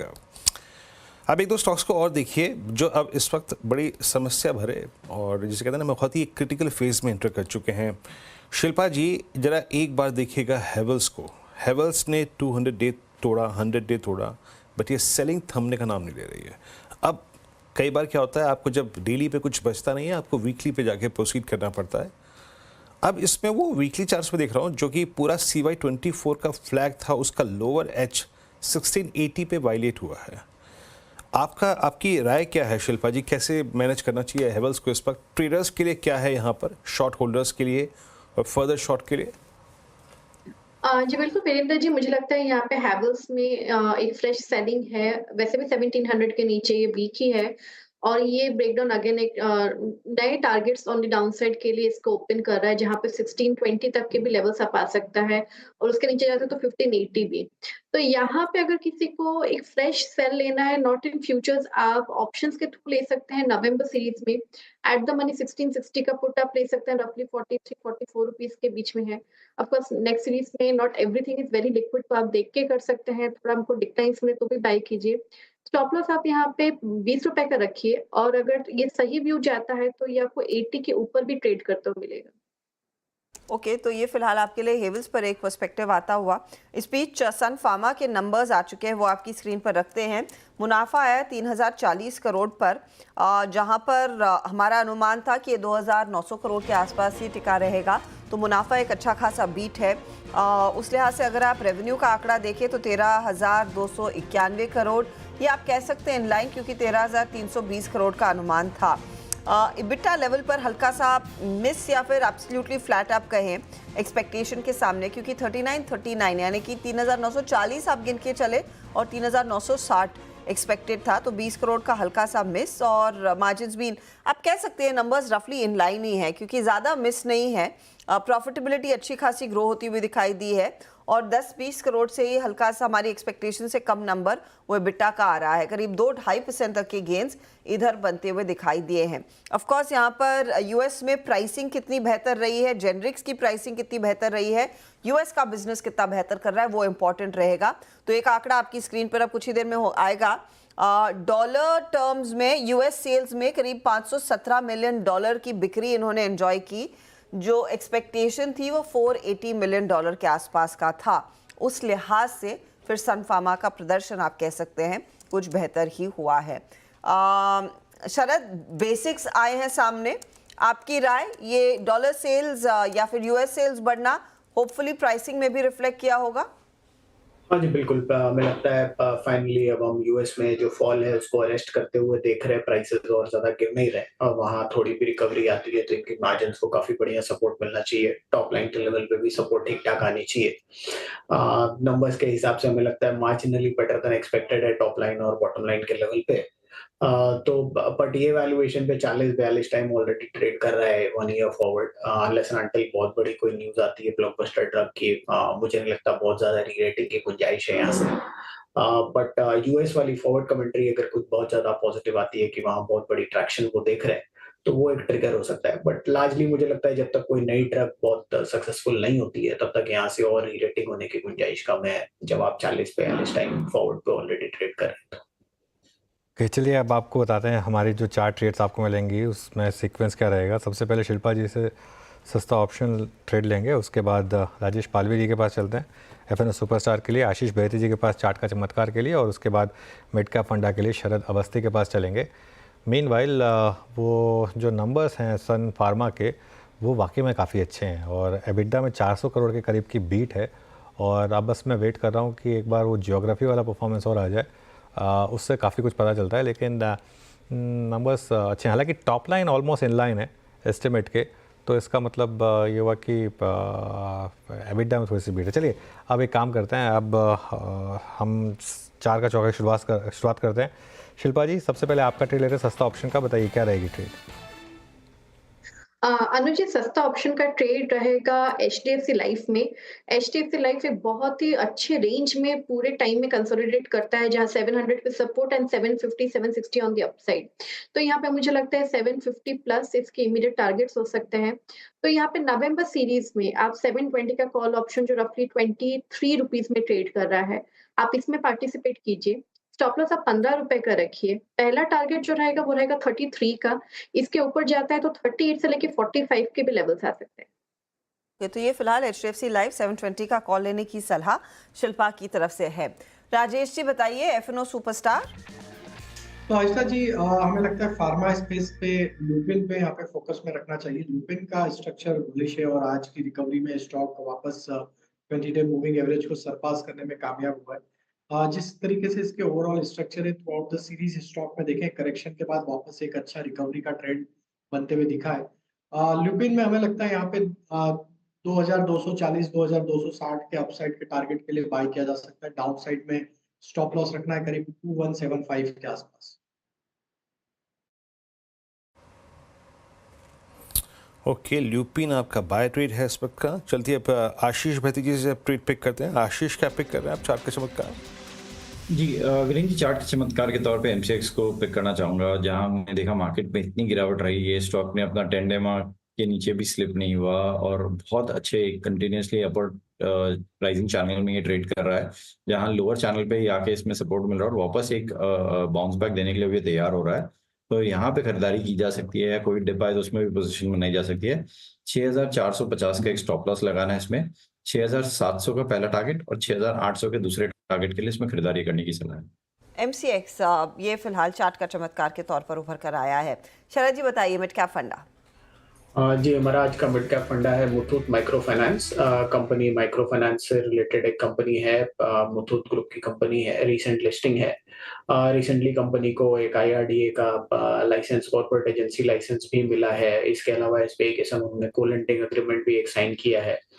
रिसेंटली ECB के थ्रू करीब $38 मिलियन उन्होंने रेज भी किए हैं, तो ये सब उनकी बैलेंस शीट को एड करेगा। कैपिटल एडिक्वेसी वगैरह मोर देन एडिक्वेट है, 29-30% के आसपास है। NPAs का कोई ऐसा प्रेशर है नहीं। थोड़ा जो पंजाब में लोन एक्टिविज्म है उसकी वजह से थोड़ा इशू आया है, बट लार्जली हमें लगता है कि कंपनी इसको टाइट थ्रू कर जाएगी और 25% जैसी ग्रोथ लोन बुक में आने वाले समय में देखने मिलनी चाहिए। 25-30 रुपए, 28-30 रुपए के आसपास की अर्निंग्स कंपनी रिपोर्ट कर रही है और हमें लगता है अभी जो प्राइस टू बुक है वो करीब 1.2 के आसपास है। 30 रुपए के एडिशन के साथ और जिस टाइप का ब्रांच एडिशन है, पिछले साल भर में भी लगभग 25 से 30% ब्रांच एडिशन कंपनी ने किया है। हमें लगता है ये ब्रांच एडिशन जो पिछले साल 2 साल का है वो भी ग्रेजुअली प्ले आउट करेगा नंबर्स में और फॉरवर्ड टारगेट्स भी कंपनी के अग्रेसिव हैं, क्रेडिट कॉस्ट वगैरह मेंटेन करने पे कंपनी का ध्यान है। तो हमें लगता है बहुत ज्यादा इसमें रिस्क नहीं है। 1.2 1.32 जैसे जैसे आने वाले समय में नंबर सुधरते हैं, जैसे जैसे स्टेट इलेक्शंस खत्म हो जाते हैं, काफी बढ़िया री-रेटिंग यहाँ हो सकती है। 1.5 1.6 का प्राइस टू बुक मिलता है, तो 300 रुपए के लक्ष्य के हिसाब से Muthoot micro finance. Muthoot micro finance में एक 300 का टारगेट इस समय आ रहा है। चलिए सारे ट्रेड्स मैं आपके लिए रिकैप कर देती हूँ। HDFC लाइव वो पहला ट्रेड था जो सस्ता ऑप्शन के तौर पर शिल्पा ने आपके लिए चुना। 720 का कॉल इन्होंने सजेस्ट किया, जहां पर एक अपॉर्चुनिटी तेजी की बन रही है। 1845 पर दिया, 33 और फिर 38 का टारगेट इन्होंने रखा है। 15 का स्टॉप लॉस जरूर लगाइएगा। दूसरी तरफ लुपिन पसंद है राजेश पालविया को, 2240 और आगे 2260 के टारगेट के लिए मौका, 2175 आपका स्टॉप लॉस। इसके बाद आया आशीष बहेती का MCX, 6700 6800 के लिए टारगेट, 6450 का स्टॉप लॉस। और मुथूट माइक्रो जो अभी मेंशन कर रहे थे शरद, 300 का टारगेट इन्होंने दिया है। ये है वो इस समय के 4 का चौका वाले ट्रेड्स। अच्छा, स्पीड सन फार्मा अपने नंबर्स पर करीब 2-2.5% के गेंस दिखा रहा है। बिजनेस में ग्रोथ है, स्पेशली US सेल्स करीब 20% बढ़ती हुई दिखाई दी है। मार्जिन्स उम्मीद से बेहतर, नतीजे अच्छे हैं। अब बात करते हैं कुछ और दिग्गज कंपनियों की जिनके नतीजे कल आएंगे। कल देखिए 2 बिग बॉयज है, एक है मारुति, दूसरा है सिप्ला। दोनों पर यतिन और हमारे साथ कंचन स्टूडियोज में आ गए हैं और फिर कुछ मिड कैप कंपनियों के 5 नंबर्स भी हैं। पहले मारुति से शुरुआत करते हैं। यतिन बताइए क्या एक्सपेक्ट कर रहा है मार्केट इस बारे? गुड आफ्टरनून अर्चना। देखिए ये टाइम सबड्यूड क्वार्टर रहेगा और CNBC TV 18 का जो पोल है वो ये दर्शाता है कि प्रॉफिट में केवल 2% की ग्रोथ रहेगी। लगभग 3780 करोड़ रुपए के आसपास का प्रॉफिट एक्सपेक्टेशन है, जो लास्ट टाइम लगभग 3720 करोड़ के आसपास था। रेवेन्यू भी बिल्कुल फ्लैट रहेगा, 36-37 हज़ार करोड़ रुपए के आसपास, और एबिटा भी बिल्कुल फ्लैट एक्सपेक्ट कीजिए, जो कि आएगा 4700 करोड़ रुपए के आसपास। मार्जिन्स भी ट्रेजेक्ट्री जो रहेगी वो रहेगी लगभग 12.7-12.8% के आसपास, जो पिछले साल 12.9% तो कोई बड़ी आपको यहाँ नंबर्स में सरप्राइज नहीं आती हुई दिखाई पड़ेगी। इनफैक्ट जो फोकस पॉइंट रहेगा वो फेस्टिव डिमांड पे रहेगा।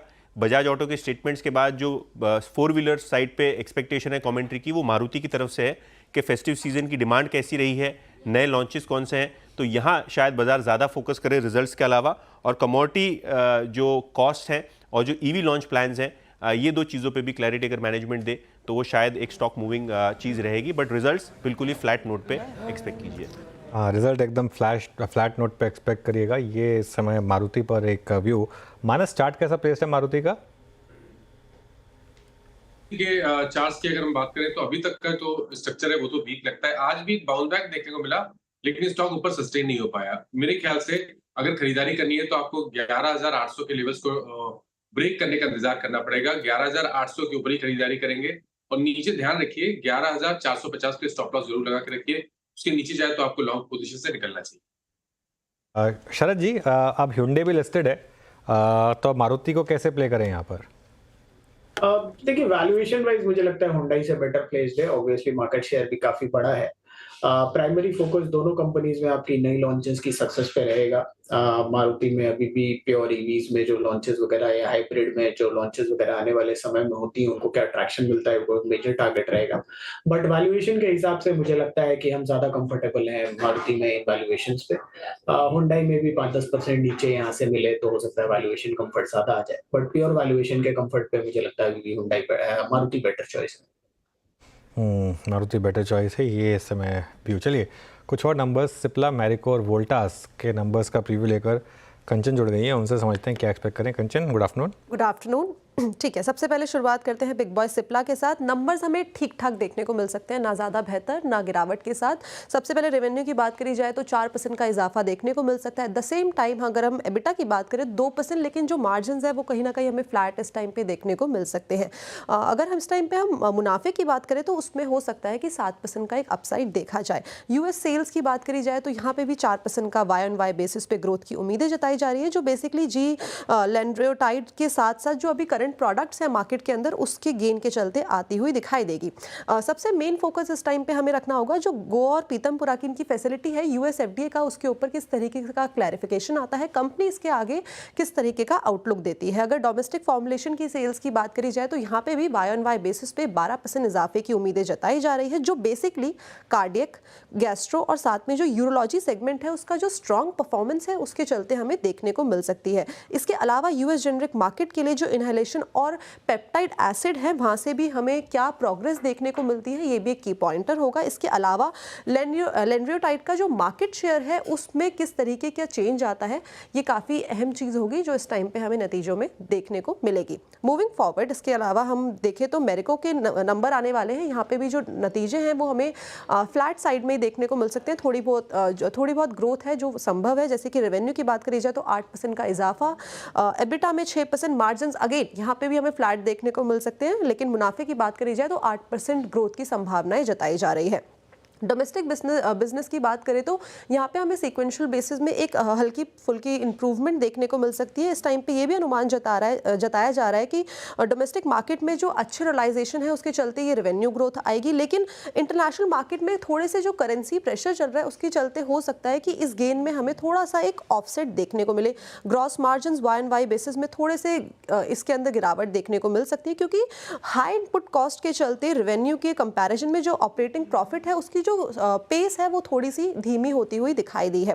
पैराशूट ऑयल ने मिड सिंगल डिजिट वॉल्यूम की ग्रोथ दिखाई है। Saffola at the same time यहाँ पे हमें लो सिंगल डिजिट की रेवेन्यू ग्रोथ देखने को मिली है, और जो वाहो है उसकी जो डिमांड है वो भी कहीं ना कहीं सुस्त साइड में देखने को मिली है।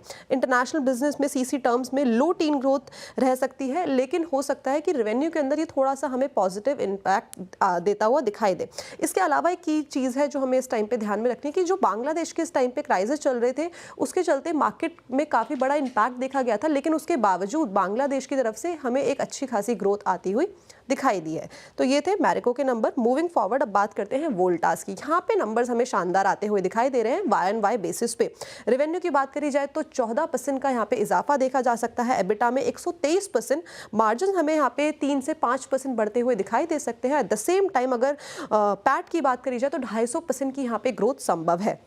बेसिकली यूसीपी का जो इनका परफॉर्मेंस है वो अच्छे मौसम के चलते उसने काफ़ी बड़ा इनको एक सपोर्ट दिया है, जिसके चलते अच्छे नतीजों की उम्मीदें जताई जा रही है।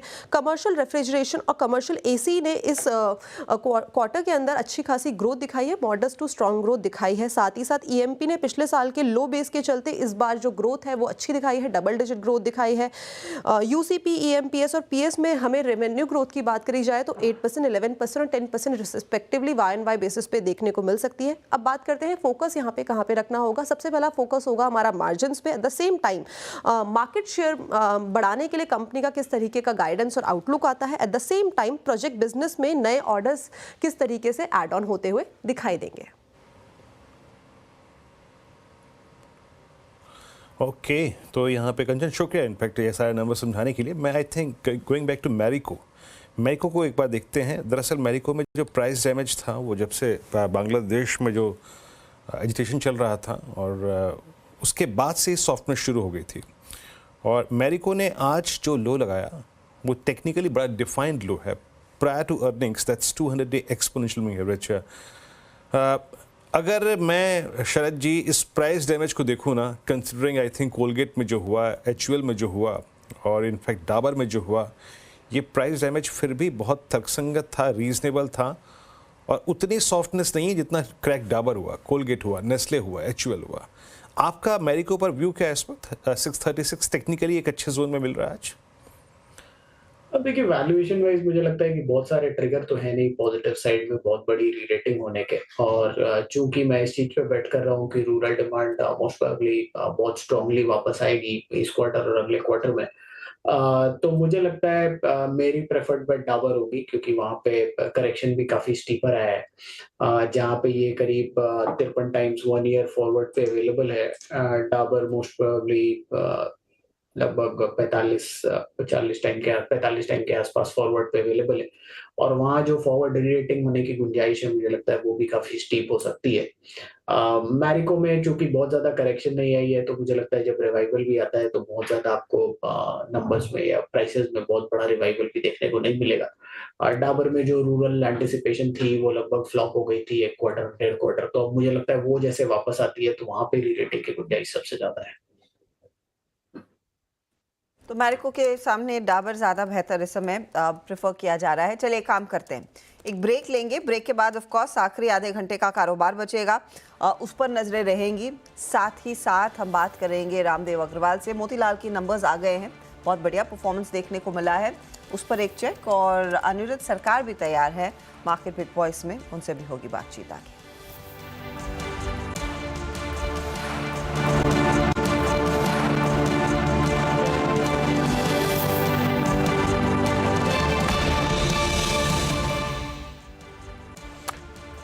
ओके चलिए अब आगे बढ़ते हैं और बात करते हैं मोतीलाल ओसवाल फाइनेंशियल सर्विसेज के नतीजों की। दूसरी तिमाही में मोतीलाल ओसवाल का मुनाफा 110% बढ़ा है जबकि आय में 71% का उछाल आया है। नतीजे और कैपिटल मार्केट के ट्रेंड पर बात करने के लिए हमारे साथ मोतीलाल ओसवाल फाइनेंशियल सर्विसेज के चेयरमैन रामदेव अग्रवाल जुड़े हैं। Ramdev ji good afternoon.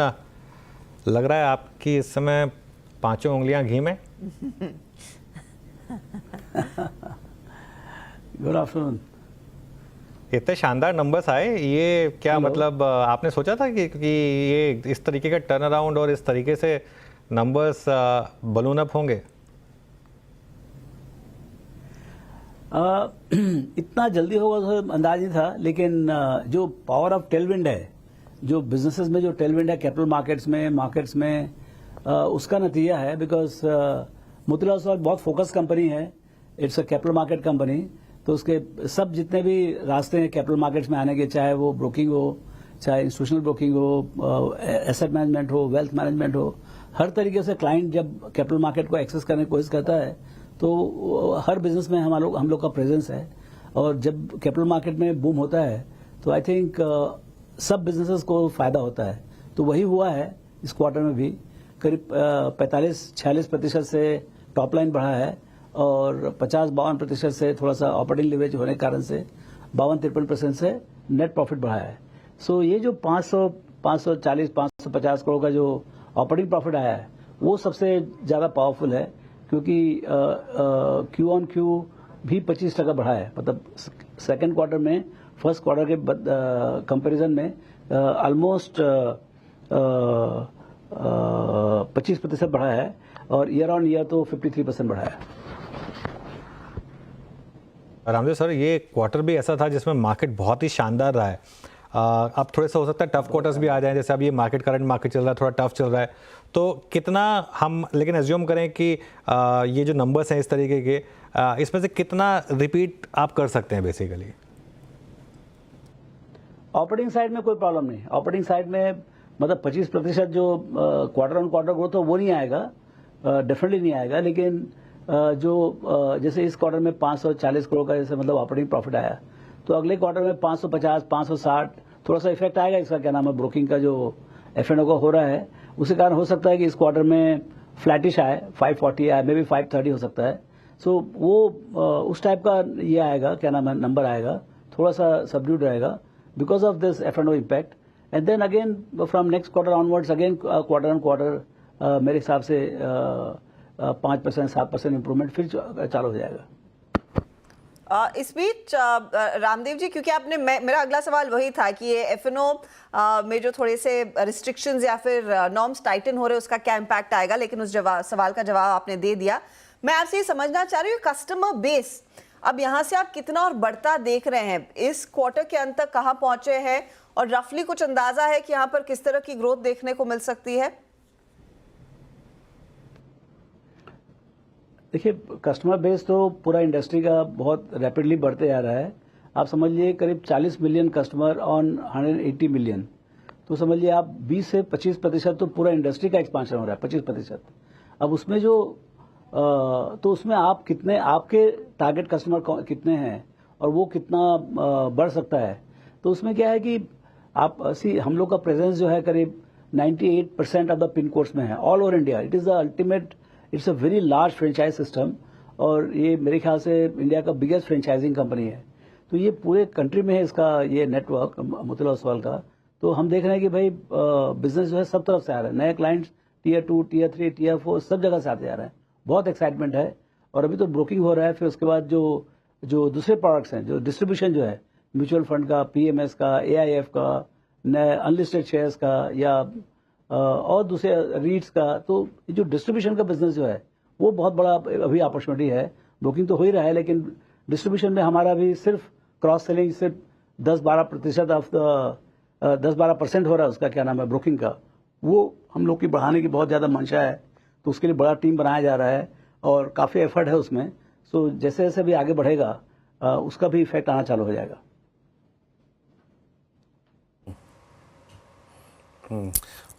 सारे पार्ट्स पे रामदेव सर आपने ऑलमोस्ट बात कर ही ली है। वेल्थ मैनेजमेंट पे मैं आ रहा था, उस पर भी आपने टेक दे ही दिया। अनलिस्टेड पे सेगमेंट पे मैं आ रहा था, उस पर भी आपने अपना व्यू दे ही दिया। अच्छा सर, ये वीकली एक्सपायरीज तो चली गई। मैं तो आपकी टीम को बहुत अच्छी तरीके से जानता हूँ, आप लोग वीकली एक्सपायरी पे बहुत अच्छा काम करते थे, सारी लिमिट्स एग्जॉस्ट कर देते थे। वीकली एक्सपायरीज का जाना और साथ ही साथ अब डेरिवेटिव लॉट्स का 15 to 20 लाख की रेंज में जाना, आप अपने क्लाइंट्स बेस को समझते हैं सर, क्या इम्पैक्ट पड़ेगा इससे, या फिर ये भी सिस्टम में धीरे धीरे इंडल्ज हो जाएगा? नहीं, देखिए, पहले तो अभी पहली बार हो रहा है तो किसी मालूम नहीं कि कितना इम्पैक्ट आएगा। हमारा जो है करीब 40% ऑफ और all the broking revenues, retail broking revenue is dependent on F&O।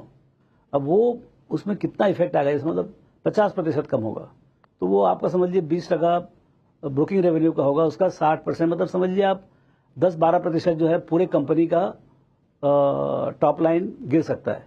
और उसमें काफ़ी 15-20% उतना जितना गिरेगा उससे ज़्यादा थोड़ा प्रॉफिट गिरेगा ही गिरेगा। अब इम्पैक्ट कितना पड़ता है और कितने दिन तक रहता है, देखिए क्या है, ये इम्पैक्ट तो पड़ेगा, इसमें कोई डाउट नहीं है। अब वो 25% से नीचे आता है, 30% नीचे आता है, या कस्टमर का बिहेवियर कैसे होता है, क्योंकि कस्टमर को ये सब ट्रेडिंग वो करेंगे बहुत ज़्यादा आदत पड़ गई है, तो उनको वहाँ से आप निकाल भी नहीं सकते हैं आप। तो ठीक है, मतलब आपने प्रोडक्ट्स विड्रॉ किए हैं, लेकिन क्लाइंट्स किस ढंग से बिहेव करते हैं वो आपको जब नया दौर चालू होगा तभी समझ में आएगा। अच्छा, आपका जो नया रीसेट होगा क्लियरली लोअर लेवल पे होगा, उसके बाद फिर वापस क्वार्टर ऑन क्वार्टर जो ग्रोथ था वो फिर चालू हो जाता है। तो मेरे को लगता है कि ये जर्नी जो है ये रुकेगी नहीं और नए कस्टमर्स आते जा रहे हैं।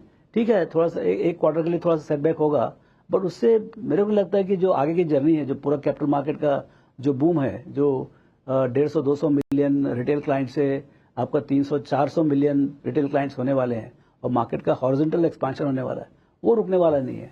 एंड वो हमारा वही हमारी ध्यान में है कि भाई हम उसमें कैसे अच्छा करें। उसी कारण से हमारा एक्सपांशन बहुत जोर से चालू है, मतलब हर जगह हम सीनियर टीम बनाते जा रहे हैं, बढ़ाते जा रहे हैं, डिस्ट्रीब्यूशन बनाते जा रहे हैं, जो क्लाइंट के लिए अच्छा है हम सब करते जा रहे हैं। तो हमको तो कोई ऐसा बड़ा कोई लग नहीं रहा है, लेकिन ठीक है, ये क्वार्टर में थोड़ा सा सेटबैक आएगा उसका। रामदेव सर, अच्छा, आपका वेल्थ मैनेजमेंट, आपका AMC बिजनेस, दोनों के मैं प्रॉफिट देख रहा था, दोनों के प्रॉफिट 225 करोड़ के करीब है, ठीक है। तो क्या जो मार्केट में इस समय एक ट्रेंड चल रहा है, क्योंकि वेल्थ मैनेजमेंट को इतनी ज़बरदस्त वैल्यूएशन मिल रही है, एएमसी को इतनी ज़बरदस्त वैल्यूएशन मिल रही है, क्या मोतीलाल ओसवाल की तरफ से भी कभी आगे ये विचार बनेगा कि हर कंपनी को अलग लिस्ट किया जाए instead of one consolidated entity? देखिए, अभी मोतीलाल ओसवाल का बिजनेस प्लान अभी जो है मैं बता रहा हूँ आपको, आगे तो सब समय के हिसाब से कुछ बदलेगा भी, लेकिन अभी जो प्लान ये है कि भाई इस टाइप का कुछ अलग अलग करने का ये नहीं है, क्योंकि हमारे बिजनेस में सबका एक ऑपरेटिंग प्रॉफिट आता है, उसमें से 30% 20-25% जो है हम डिविडेंड देते हैं, उसके बाद जो बचता पूरा ट्रेजरी में जाता है। तो ये जो ट्विन इंजन मॉडल है वो तभी वर्क करेगा जब भी कंपनी एक रहेगी। कंपनी यदि आप 4-5 कंपनी अलग अलग कर देंगे, ठीक है, वैल्यूएशन मिल जाएगा, लेकिन वो बिजनेस मॉडल नहीं है हमारा। हमारा बिजनेस मॉडल ये है कि भाई सबको एक साथ रखो, और उसमें जो भी उसमें क्या है, क्रॉस सेलिंग बहुत है, बहुत एक दूसरे का स्ट्रेंथ है, एक का कैपिटल दूसरे का यूज में होता है, एक का कैश फ्लो दूसरे का यूज में आता है, और मोर पर्टिकुलरली कैपिटल मार्केट ट्रेजरी हम मैनेज कर पा रहे हैं। तो ये एक अलग बिजनेस, थोड़ा सा हट का बिजनेस मॉडल है from the conventional thing, and that's why it will remain integrated capital market company for many years to come. Okay, आपका जो होम फाइनेंस का बिजनेस था, एक बार वहाँ थोड़ा स्ट्रेस आया था उसको लेकर, अब क्या वो पटरी पे आ गया वापस? एकदम पटरी में आ गया। It is the cleanest possible home finance company right now. Now it is picking up momentum. अभी इस साल में अभी उसका जो रेवेन्यू है वो 4-5% से बढ़ा है, लेकिन स्टाफ स्ट्रेंथ बढ़ते आ रहा है, और इसका जो मोमेंटम क्वार्टर ऑन क्वार्टर बढ़ते आएगा, और हमको लगता है कि इस साल में जो लास्ट ईयर 4,000 करोड़ था, उसका इस बार करीब 4,500 से 5,000 करोड़ का AUM हो जाएगा। और फिर उसके बाद देखिए उनका इरादा, उनका बिजनेस प्लान तो काफ़ी बड़ा है, 20-25% से उसका AUM बढ़ाने का, लेकिन मेरे को लगता है 25-26 में जो आएगा वो एकदम नॉर्मल अच्छे ग्रोथ के साथ में बहुत अच्छा नंबर आएगा। ये साल टीम बन रही है तो प्रॉफिट में ज़्यादा इजाफा नहीं होगा, लेकिन हाँ बहुत अच्छे से चल रहा है, और करीब 10-12% से ग्रोथ भी आएगा। अच्छा, एक आखिरी सवाल, अब रामदेव सर, मार्केट क्या लग रहा है? आई एम श्योर आपके भी काफ़ी क्लाइंट्स वगैरह पूछ रहे होंगे, जिस तरीके से करेक्शन आई अब तक, कोविड के बाद से जो रैली आई उसमें करेक्शन दिखी नहीं थी, क्या ये प्राइस डैमेज यहाँ से और कंटिन्यू करेगा? और क्योंकि जितनी रिलेंटलेस FI की सेलिंग है वो रुक नहीं रही है, और क्या हम बॉटम के करीब हैं या और मार्केट में डाउन साइड दिखती है यहाँ से अभी? देखिए, शॉर्ट टर्म तो मतलब भगवान ही बता सकता है कि क्या होगा, लेकिन मेरे को ऐसा लगता है कि चाइना के लिए एडजस्टमेंट था, इंडिया ओवरवेट चाइना अंडरवेट का जो सिचुएशन था, उसमें bulk of the adjustment has happened. I mean that job is done now. अब यहाँ से merits of your corporate earnings, मतलब यहाँ का कॉर्पोरेट कितना स्ट्रांग है, कितना वीक है, रेट साइकिल क्या होता है, ऑयल का प्राइस क्या होता है, जियो पॉलिटिकल क्या होता है, वो सब चीज़ आएगा। और लेकिन ये ना भूलें कि ये जो डिकेडल तेजी है, मतलब ये जो आपका रिटेल बूम है, फ्लो है यहाँ का, डोमेस्टिक फ्लो, आप देखिए ना, पूरा 1 लाख करोड़ का उन्होंने बेचा FIs ने 1 महीने के अंदर में, लेस देन 1 मंथ में, almost in 3 weeks, and yet market is hardly crack by 4-5%। तो ये जो स्ट्रेंथ है, रेसिलेंस है, वो कंटिन्यू रहेगा, और जिस कंपनी का अच्छा रिजल्ट आएगा उसका कीमत भी बढ़ते चला जाएगा। तो मेरे ख्याल से we are in a perfect bull run, और इसमें ठीक है, मतलब अभी जो अर्निंग स्लो डाउन होने से थोड़ा सा ठहराव आ सकता है बाजार में, और करेक्शन आ सकता है, लेकिन करेक्शन हो भी गया थोड़ा सा, और शायद हो सकता है थोड़ा दिन के लिए और रुका रहे यहाँ पर, बट मेरे को लगता है नहीं कि ये बुल मार्केट जो ऊपर से है, that can be broken right now. Ramdev sir, दिक्कत क्या है, इंडेक्स 7-8% ही टूटा है। आप बात बिल्कुल सही कह रहे हैं कि इंडेक्स 7-8% कोई बहुत ज़्यादा नहीं होता है। लोगों के पोर्टफोलियो 30-40% टूट गए पिछले कुछ दिनों में, स्पेशली अगर मोमेंटम इन्वेस्टिंग वाले पोर्टफोलियो थे तो वहाँ पर बहुत डैमेज आया था पोर्टफोलियोज में। नहीं, क्लियरली है, रिटेल क्लाइंट्स में थोड़ा थोड़ा ये हुआ, लेकिन वो कमाए भी वैसे थे। इंडेक्स यदि 25% बढ़ाया तो उन्होंने कमाया भी 100% था। तो थोड़ा तो भाई मतलब यदि आपका 10% बाजार गिरा, आपका 25% गिरा है, तो थोड़ा तो भरना पड़ेगा। ऐसा तो नहीं एक ही तरफ होगा ना, आपका यदि अपसाइड आपका है तो डाउन साइड भी थोड़ा बहुत भरना पड़ेगा। रामदेव सर, बिल्कुल बहुत सही, एकदम सही आपने एनालॉजी दी, एकदम सही बोला आपने। अगर जब वो चल रहा था तब गेंस भी उतने उससे ज़्यादा सुपरलेटिव थे, तब गिर रहा है तो लॉसेस भी ऐसे रहेंगे। रामदेव सर, बहुत बहुत शुक्रिया आज हमारे साथ जुड़ने के लिए। आपको एक बार फिर से दिवाली की शुभकामनाएं, और आपसे बात करेंगे फिर दिवाली के बाद। धन्यवाद। चलिए ये बात हो गई मोतीलाल ओसवाल की। कि मुझे ना रामदेव सर से बात करके बड़ा अच्छा लगता है क्योंकि वो काफ़ी कैंडिड होते हैं। हाँ। आप कभी ना to the point, exact to the point, जो चीज़ आप उनसे पूछोगे, अब किसी को भी आप पूछो कि भाई आपकी 4 कंपनियां प्रॉफिट मेकिंग है, आप वो हर कोई कहेगा कि हाँ हम आगे फ्यूचर में देखेंगे, लेकिन अभी कोई प्लान नहीं है तो नहीं है। और ये बात भी सही है कि भाई जब मिड कैप में बनाया पैसा छप्पर फाड़ था, तो जब गिरेगा तो भी वो ऐसे ही गिरेगा ना, तो उस चीज़ का भी आपको ध्यान रखना है। मीनवाइल हर्षिता थोड़ा सा क्लोज, थोड़ा सा हल्का सा फीका सा डिसअपॉइंटिंग हुआ है, लेकिन वो हम थोड़ी देर में जब स्ट्रैटेजी डिस्कस करेंगे। हम 24,492 तक का हाई छूकर इस कार्यक्रम में जब उतरे थे, एक अच्छे मोमेंटम में थे, वहां से ऊपरी लेवल से हल्कापन देखने को मिल रहा है। लेकिन जो आखिरी पॉइंट अनुज आपने रेज किया रामदेव जी के साथ उस चर्चा में कि ये जो सेल ऑफ आया है उसके आगे अब स्थिति कैसी बनती दिखाई दे रही है, और स्पेशली कितना अर्निंग्स का डर है, क्योंकि उसी ने मार्केट को नीचे खींचा था। उसी पॉइंट को मैं अनिरुद्ध सरकार के साथ भी रेज करना चाहूंगी। अनिरुद्ध, शुक्रिया हमारे लिए समय निकालने के लिए। आपकी क्या राय बन रही है, क्योंकि ये 7-8% का करेक्शन निफ्टी में और उसके बाद थोड़ी सी रिलीफ आ रही है, हालांकि ये प्राइमरीली शॉर्ट कवरिंग लेड हो सकती है। बताइए अभी भी वो अर्निंग्स की चिंता मार्केट में कितनी है? या हाय आफ्टरनून। आई थिंक अगर हम देखें जो इस क्वार्टर में जो अर्निंग्स अभी तक जो आई है, डेफिनेटली बहुत अच्छा नहीं रहा है। It has been a mixed bucket. जो टिपिकली हम लोग जो देखते हैं, जो बिगिनिंग ऑफ द क्वार्टर में जो अर्निंग्स अच्छे आते हैं वो टिपिकली पहले आते हैं। तो अगर ये हमारा अच्छा फेज है तो आई थिंक जो लास्ट पार्ट होगा ऑफ द क्वार्टर उसमें कितना बुरा आएगा we don't know. I think typically अगर मैं देखूं, वन थिंग जो दिख रहा है इस क्वार्टर में इज एनी कंपनी जहां पे अर्निंग्स डिसअपॉइंटमेंट है, बहुत शार्प करेक्शन आ रहा है and price is getting impacted.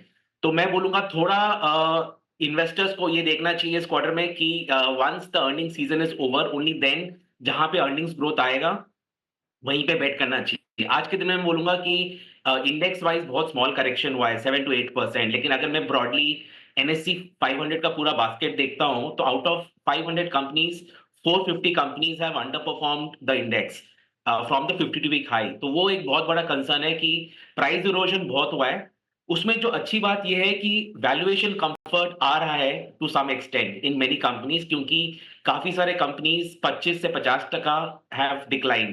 तो वैल्यूएशन कंफर्ट धीमे धीमे बिल्टअप हो रहा है, बट आई वुड से कि थोड़ा अपने को वेट करना चाहिए for the earning season to get over, because typically second half of the earnings में जो ज्यादा कंपनीज जिनका अच्छा नहीं आता है वो सेकेंड हाफ में आते हैं।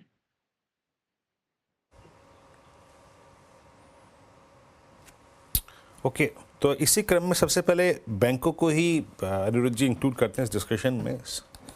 अब या तो हम ICICI बैंक के नंबर्स को देखें और या फिर बीते शुक्रवार के इंडसइंड बैंक के डिज़ास्टर को। अब तक आपका कंक्लूजन इस प्राइस पे क्या चीज़ करने का बन रहा है? प्राइस डैमेज यहाँ भी काफ़ी सीवियर हुए हैं, स्पेशली इंडसइंड बैंक में, लेकिन ICICI बैंक अभी भी काफ़ी स्ट्रॉन्ग है, HDFC बैंक अभी भी ऑल टाइम हाई ट्रैजेक्टरी में, PSUs में बैंक ऑफ बड़ौदा के अपने नंबर्स को देखे, यहाँ पे क्या सेंस मिल रहा है आपको अब? बैंक्स में मैं बोलूंगा आज के दिन में अपने को वहीं पे बेट करना चाहिए जहां पे the lending deposit ratio is comfortable, क्योंकि टिपिकली अगर हम देखें जहां भी अनसिक्योर्ड लेंडिंग ज्यादा हुआ है वहां पे NPA का कंसर्न एक बड़ा बिल्टअप हो रहा है। मतलब ब्रॉडली अगर मैं होल इकोनॉमी में देखूं, जो फाइनेंशियल सर्विसेज कंपनीज हैं, वो चाहे बैंक्स हो या फिर MFI हो या फिर मिड कैप प्राइवेट बैंक्स हो, आई थिंक जहां पे अनसिक्योर्ड बुक ज्यादा है वहां पे दिख रहा है stress. And I would say कि आज के दिन में अगर इन्वेस्टर्स को बेट करना है, they should bet on the larger private banks, because वहां पे दिख रहा है दैट डेफिनेटली वैल्यूएशन कंफर्ट है। अलॉन्ग विद दैट मैं बोलूंगा PSU बैंक्स में बहुत अच्छा ग्रोथ दिख रहा है with regard to the lending. अगर हम देखें जो नंबर्स आए from both PNB, bank of Baroda, काफी कंफर्ट दिख रहा है दैट डेफिनेटली वहां पे वैल्यूएशन कंफर्ट बहुत अच्छा है and along with that growth is very strong. मतलब अगर मैं इनका प्राइस टू बुक देखूं, they are all below 1 and price to book में काफी कंफर्टेबल है and along with that growth is there and उनका जो लेंडिंग डिपॉजिट रेशियो है that is also much better. तो मैं बोलूंगा आज के दिन में जो बड़े प्राइवेट बैंक्स हैं एंड PSU बैंक्स, वहां पे मेरा पैसा रहेगा, but not into any of the mid cap banks. About housing finance companies Anirudh, क्योंकि अभी अभी LIC हाउसिंग के नंबर्स आ रहे हैं, मुनाफा 1200 से बढ़कर करीब 1327 करोड़ के आसपास आ गया है।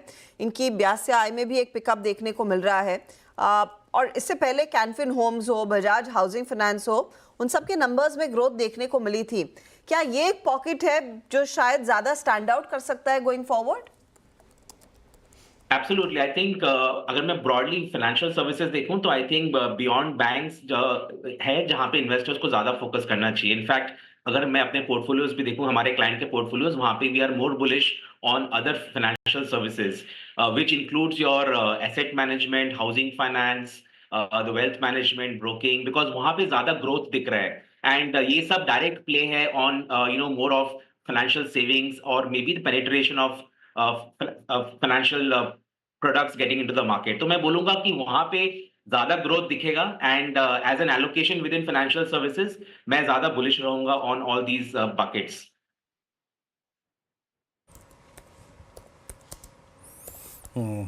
चलिए, बहुत बहुत शुक्रिया अनुज जी, आप इस कार्यक्रम में शामिल हुए। आज समय का थोड़ा अभाव है, बहुत बहुत शुक्रिया इस कार्यक्रम में शामिल होने के लिए। अगली बार जब आपसे जुड़ेंगे तो विस्तार से चर्चा हुई। अभी नेक्स्ट को लेके आते हैं एक बार निफ्टी पर। निफ्टी आपकी स्क्रीन पर अनुज 10.27 पर जो लगभग आप और मैं प्राइस छोड़ के गए थे, लगभग 24,336 स्क्रीन पे वही है। ग्रेटर डिसअपॉइंटमेंट नो डाउट, जो आप कार्यक्रम की शुरुआत से ही बोल रहे हैं, 51,270 निफ्टी बैंक अप्रोच का रहेगी कल के लिए। बीरो देखिए, 100 बात की एक बात, 24,492 का हाई और हम बंद हो रहे हैं 24,333 पर। एक बार ऑफ डेज हाई वाली प्लेट जरा निफ्टी की फायर कर दीजिए, just to put things in context. मतलब भले ही हम 150 पॉइंट ऊपर बंद हो रहे हैं, लेकिन डे हाई से हम आज भी 160 पॉइंट फिसल कर बंद हो रहे हैं, है ना। डे हाई से तो फिर भी करीब 160 पॉइंट फिसल कर बंद हुए। ये देखिए, ये जो सुबह हम टेबल दिखाई थी, उसी टेबल में बात होती है कि रोज़ डे हाई से 150-200 पॉइंट फिसल कर बंद हो रहे हैं। क्लोज ख़राब है ये मार्केट का, और इसके लिए मैं कहूँगा कि लॉन्ग पोजीशन ना कैरी करें। ये शॉर्ट तो बिल्कुल नहीं कैरी कर सकते हैं आप, क्योंकि मार्केट में हो सकता है थोड़ी और शॉर्ट कवरिंग ड्यू हो, ये भी पॉसिबल है। लेकिन अभी भी मार्केट ने आपको बॉटम बनने के साइन दिए नहीं है। एक शॉर्ट कवरिंग ड्यू थी मार्केट के लिए। और एक चीज़ बताऊँ मैं आपको, आज का FI नंबर देखेंगे, अगर आज फॉर एग्जांपल आज FI का नंबर अगर 6,000 करोड़ माइनस से ज़्यादा आ गया सेल साइड पर, तो वो एक और रिस्क फैक्टर लगा देगा आपका इस मार्केट पर। क्योंकि अगर कोई FI इस मार्केट को 24,200 पर बेच रहा है तो 24,500 पर तो बेचने आएगा ही आएगा। तो मेरी तो ये फीलिंग है कि आज FI का नंबर बड़ा होगा, शायद सेल साइड पर हो सकता है 5-6 हज़ार करोड़ प्लस का भी हो। अगर मैं गलत हुआ तो एक्सेप्ट करूंगा, लेकिन ये एक मुझे रिस्क लग रहा है यहाँ पर। और बैंक निफ्टी की क्लोजिंग मुझे लग रहा है थोड़ी सी ख़राब है। आप अगले कुछ दिनों तक, अभी जब तक मार्केट साइन ना दे, इंट्राडे ही रहें मार्केट में। लेकिन आज बैंक निफ्टी के पास मौका था एक 1000 पॉइंट की रैली के साथ बंद होने का, वो नहीं हुआ। तो उस हिसाब से मैं थोड़ा सा इसको डिसअपॉइंटिंग कहूँगा क्लोजिंग को। अगेन इसमें एक चीज़ जोड़ देता हूँ, अभी भी लोगों को डर लगेगा लॉन्ग पोजीशन कैरी करने में, तो वो फैक्टर है। कल का दिन देखते हैं, अगर कल थोड़ी सिचुएशन बेटर हुई तो शायद व्यू चेंज होगा। लेकिन अभी तो मैं यही कहूँगा कि आज एक शॉर्ट कवरिंग हुई, लेकिन अभी भी मार्केट में शायद कैश मिसिंग है।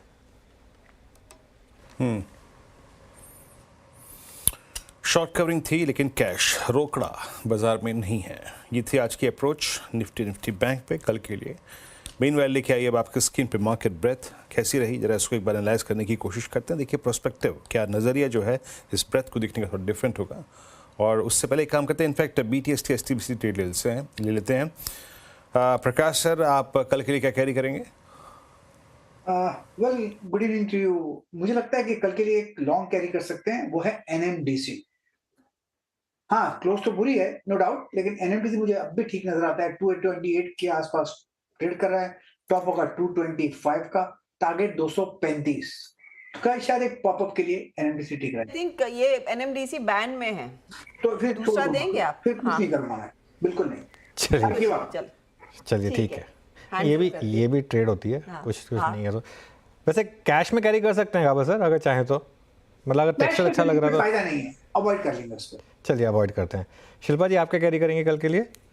अनुज जी, मैं कैनरा बैंक पे ध्यान दे रही हूँ। कैनरा बैंक के ऑफकोर्स कल रिजल्ट्स हैं, और लेकिन आज इसको मैंने प्रभुदास लीलाधर में नवंबर सीरीज का 110 का कॉल ऑप्शन रेकमेंड किया है ₹1.20 में, जो ऑलरेडी ऑलमोस्ट ₹1.90 पे, तो रैली है। लेकिन मुझे लगता है जिस तरह से क्लोजिंग है और शायद प्रीएम्प्ट थोड़ा करके रिजल्ट्स में, आप यहाँ पे कैनरा बैंक में लॉन्ग जा सकते हैं। अब ऑप्शंस भी जा सकते हैं, 105 का कॉल ऑप्शन ले सकते हैं, नवंबर का 110 भी ले सकते हैं।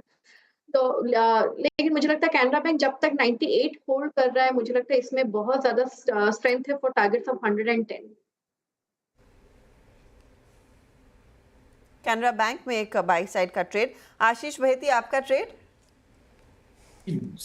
सारे पीएसयूज में अच्छा मोमेंटम बन रहा है और जिस हिसाब से पीएसयू बैंक्स में, और हमें लग रहा है कि एसबीआई में जिस हिसाब से 4 दिनों का जो लो था वो एग्जैक्टली अपने 200 डेमा के आसपास में ही रहा है, लो एंड क्लोज। तो जी, हमें लग रहा है यहाँ पे एक पोजीशन बनानी चाहिए एसबीआई में by keeping a stop loss of 782 का एक स्टॉप लॉस लेकर यहाँ पे पोजीशन बनाई जा सकती है 805 का पहला टारगेट और 820 के सेकंड टारगेट के लिए।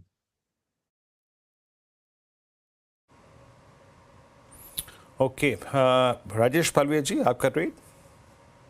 तो वीरेन जी, पिरामल एंटरप्राइजेस पे बाय करने की सलाह रहेगी। स्टॉक डे हाई की तरफ ही बंद होते हुए दिख रहा है। जिस तरीके की स्ट्रेंथ स्टॉक ने इस रिकवरी में दिखाई है, हमें लगता है टुवर्ड्स एक्सपायरी ये स्टॉक का मोमेंटम फर्दर एक्सटेंड होते हुए दिखेगा। बीटीएसटी पॉइंट ऑफ व्यू से हम एक्सपेक्ट कर रहे हैं इसमें टारगेट आना चाहिए 1100-1105 की तरफ। स्टॉप लॉस रखेंगे हम करीब 1160 के आसपास, 1060 के आसपास। ये इस समय कुछ ट्रेड्स मेन वाइज थोड़ा सा लो, वापस मार्केट में हल्का सा लो लेवल से बाइंग आई है। क्या ट्रेड बचा है कोई? हाँ, अमित जी, आपका ट्रेड क्या रहेगा? BTST, SCBT? Anuj ji, BTST रहेगा। ग्लेनमार्क फार्मा एक अच्छा पुलबैक जनरेट कर रहा है स्टॉक में। रिसेंटली हमने पुलबैक देखा था और आज के सत्र में देखा कि 50 डेमा से एक अच्छा कैंडल क्लोज दिया है। स्टॉक अपने 10 और 20 डेमा के ऊपर ट्रेड कर रहा है। 1716 का प्राइस है। टारगेट्स रहेंगे 1740 एंड 1760 के और स्टॉप लॉस यहाँ पे रहेगा 1690 का ग्लेनमार्क फार्मा। तो ग्लेनमार्क फार्मा में दरअसल एक कॉल इस समय आता हुआ। एक दो और ट्रेड्स आपकी स्क्रीन पर लेकर आएंगे और वो बैन वाला अपडेट अच्छा मानस का भी रह गया है। Manas, sorry, we lost little track of time. बताइए आपका ट्रेड क्या रहेगा? तो हर्षिता जी, भारत फोर्ज पे बिकवाली करने का ट्रेड लेना है। ये 10 बजे के शो में भी मैंने रिकमेंड किया था, करीब 1385 के आसपास रिकमेंड किया था। अभी 1370 के आसपास ये फ्यूचर चल रहा है। तो भारत फोर्ज के फ्यूचर में बिकवाली करने की राय है कि फ्रेश बिकवाली की जा सकती है। 1381 के स्टॉप लॉस से बिकवाली करेंगे और 1345 के टारगेट सेट करेंगे भारत फोर्ज के फ्यूचर में। भारत फोर्ज के फ्यूचर में सेल साइड का ट्रेड। तो देखिए, दोनों तरफ के ट्रेड्स तेजी और मंदी के समय हमारे जानकारों ने आपके लिए आइडेंटिफाई किए हैं। अच्छा, बैन का अपडेट आ गया है। विद ड्यू अपॉलॉजीज गाबा जी, वैसे एनएमडीसी कल शायद बैन से बाहर निकल सकता है। जो बैन में जाएंगे उसमें एलआईसी हाउसिंग आ चुका है, 116% तक के पोजीशंस यहाँ पर है। पीएनबी में 110% की पोजीशन है। लगभग 99% की पोजीशन आपकी एबीएफआरएल में आ गई। कैनरा बैंक, भेल जैसे ट्रेड्स में वो पोजीशन बढ़ चुकी है। लेकिन यहाँ पर बैन से बाहर आने में एक तो 78% की पोजीशंस कुछ कूल ऑफ हुई है। तो एनएमडीसी है, बंधन है, आरती इंडस्ट्रीज है, भेल जैसा काउंटर भी यहाँ पर शामिल है। तो गावा जी, कल सुबह में डिस्कस करेंगे फिर एनएमडीसी, क्योंकि इस समय तो बैन में है। कल देखते हैं जैसे वो बैन से बाहर निकलता है क्या सिचुएशन उभर कर आ रही है। वैसे गावा जी को पसंद आया वो काउंटर। चलिए, अब डीलिंग रूम में किन स्टॉक्स की चर्चा हुई है, यतिन हमारे साथ जुड़ गए। यतिन, बताइए। Good afternoon. और दो स्टॉक जो आज फोकस में, सबसे पहले अंबुजा सीमेंट, जहां डीलर्स बीटीएसटी की सलाह दे रहे हैं और रिजल्ट्स के बाद काफ़ी सारे डोमेस्टिक म्यूचुअल फंड्स खरीदारी कर रहे हैं, ऐसा डीलर्स का मानना है। और 580-85 तक के टारगेट्स के लिए डीलर्स यहां बीटीएसटी की सलाह दे रहे हैं। और नवंबर सीरीज में अगर हम देखें तो लॉन्ग बिल्डअप देखने को मिल रहा है, फ्रेश बाइंग हो रही है। इसके अलावा एक काउंटर जो वीक दिख रहा है वो है इंडियन होटल्स, और काफ़ी सारे एचएनआईज यहाँ अपनी पोजीशंस अनवाइंड करते हुए दिखाई पड़े हैं। 665 से लेकर 670 तक के नीचे के टारगेट्स आ सकते हैं फ्यूचर्स के लिए। और कहीं ना कहीं यहाँ जो एसटीबीटी का ट्रेड है, लगता है कि शायद कल भी ये प्रेशर बन सकता है। ओके यतिन, शुक्रिया आपका। इंडियन होटल्स सेल हो गया आज, मतलब फ्राइडे का सबसे स्ट्रॉन्ग स्टॉक आज कंप्लीटली रिवर्सल में चला गया। अब आपके स्क्रीन पे स्टैट्स सकते हैं, मतलब हम अब एक्सपायरी से बहुत नज़दीक खड़े हैं, तो थोड़ा पर्सपेक्टिव डिफरेंट है इसको देखने का, क्योंकि यहाँ पे जो करंट मंथ में लॉन्ग मतलब स्ट्रॉन्ग स्टॉक्स भी हैं उनमें अनवाइंडिंग हो रही होगी, क्योंकि वो लॉन्ग पोर्शंस करके जाती हैं अगले मंथ में। आइए देखते हैं लॉन्ग शॉर्ट, लॉन्ग अनवाइंडिंग और short covering. 3 long, short covering 122 में और 3 में शॉर्ट और लॉन्ग अनवाइंडिंग करीब 52 में। इसमें कोई राय नहीं की, दो राय की। आज बैंकिंग, बहुत सारे स्टॉक फ्यूचर्स में स्पेशली पीएसयूज में काफ़ी शॉर्ट कवरिंग थी। आपके स्क्रीन पे फर्स्ट स्लाइड आएगी लॉन्ग की, ये बिल्कुल ठीक है, इसमें कोई दिक्कत की बात नहीं है। ये स्लाइड अगर आप देखें तो यहाँ पे मेरे ख्याल से Ambuja cements, Eicher Motors, LIC housing finance और आयशर मोटर्स दो जगह अपीयर हो रहा है यहाँ पे। और एलकेम लैब यहाँ पे थोड़ी बहुत शॉर्ट लॉन्ग थी। अगली स्लाइड आएगी शॉर्ट कवरिंग की। इसमें बंधन बैंक सबसे ऊपर रहा, post numbers, NMDC, Vodafone idea, Canara bank, PSU banking basket में काफ़ी शॉर्ट कवरिंग थी। लॉरस लैब में अगर आप देखें 6% का मूव और 6% के मूव के साथ एट 494 अक्टूबर हाइस पे ऑलमोस्ट जाता हुआ स्टॉक। उसके बाद लॉन्ग अनवाइंडिंग, इंटरग्लोविएशन, शार्प सेल ऑफ, लॉन्ग्स कटे यहाँ पे, Coal India, Torrent pharma, Chambal fertilisers और एसबीआई कार्ड्स, यहाँ पे लॉन्ग अनवाइंडिंग थी। एक स्टॉक पे जाते जाते व्यू और ले लेते हैं, जिसमें अभी मैंने कुछ देर पहले हेवल्स का जिक्र किया था। मानस से इस पर एक व्यू लेता हूँ, मानस, हेवल्स, और उसके बाद जरा आप लेके आइए पॉलीकैब।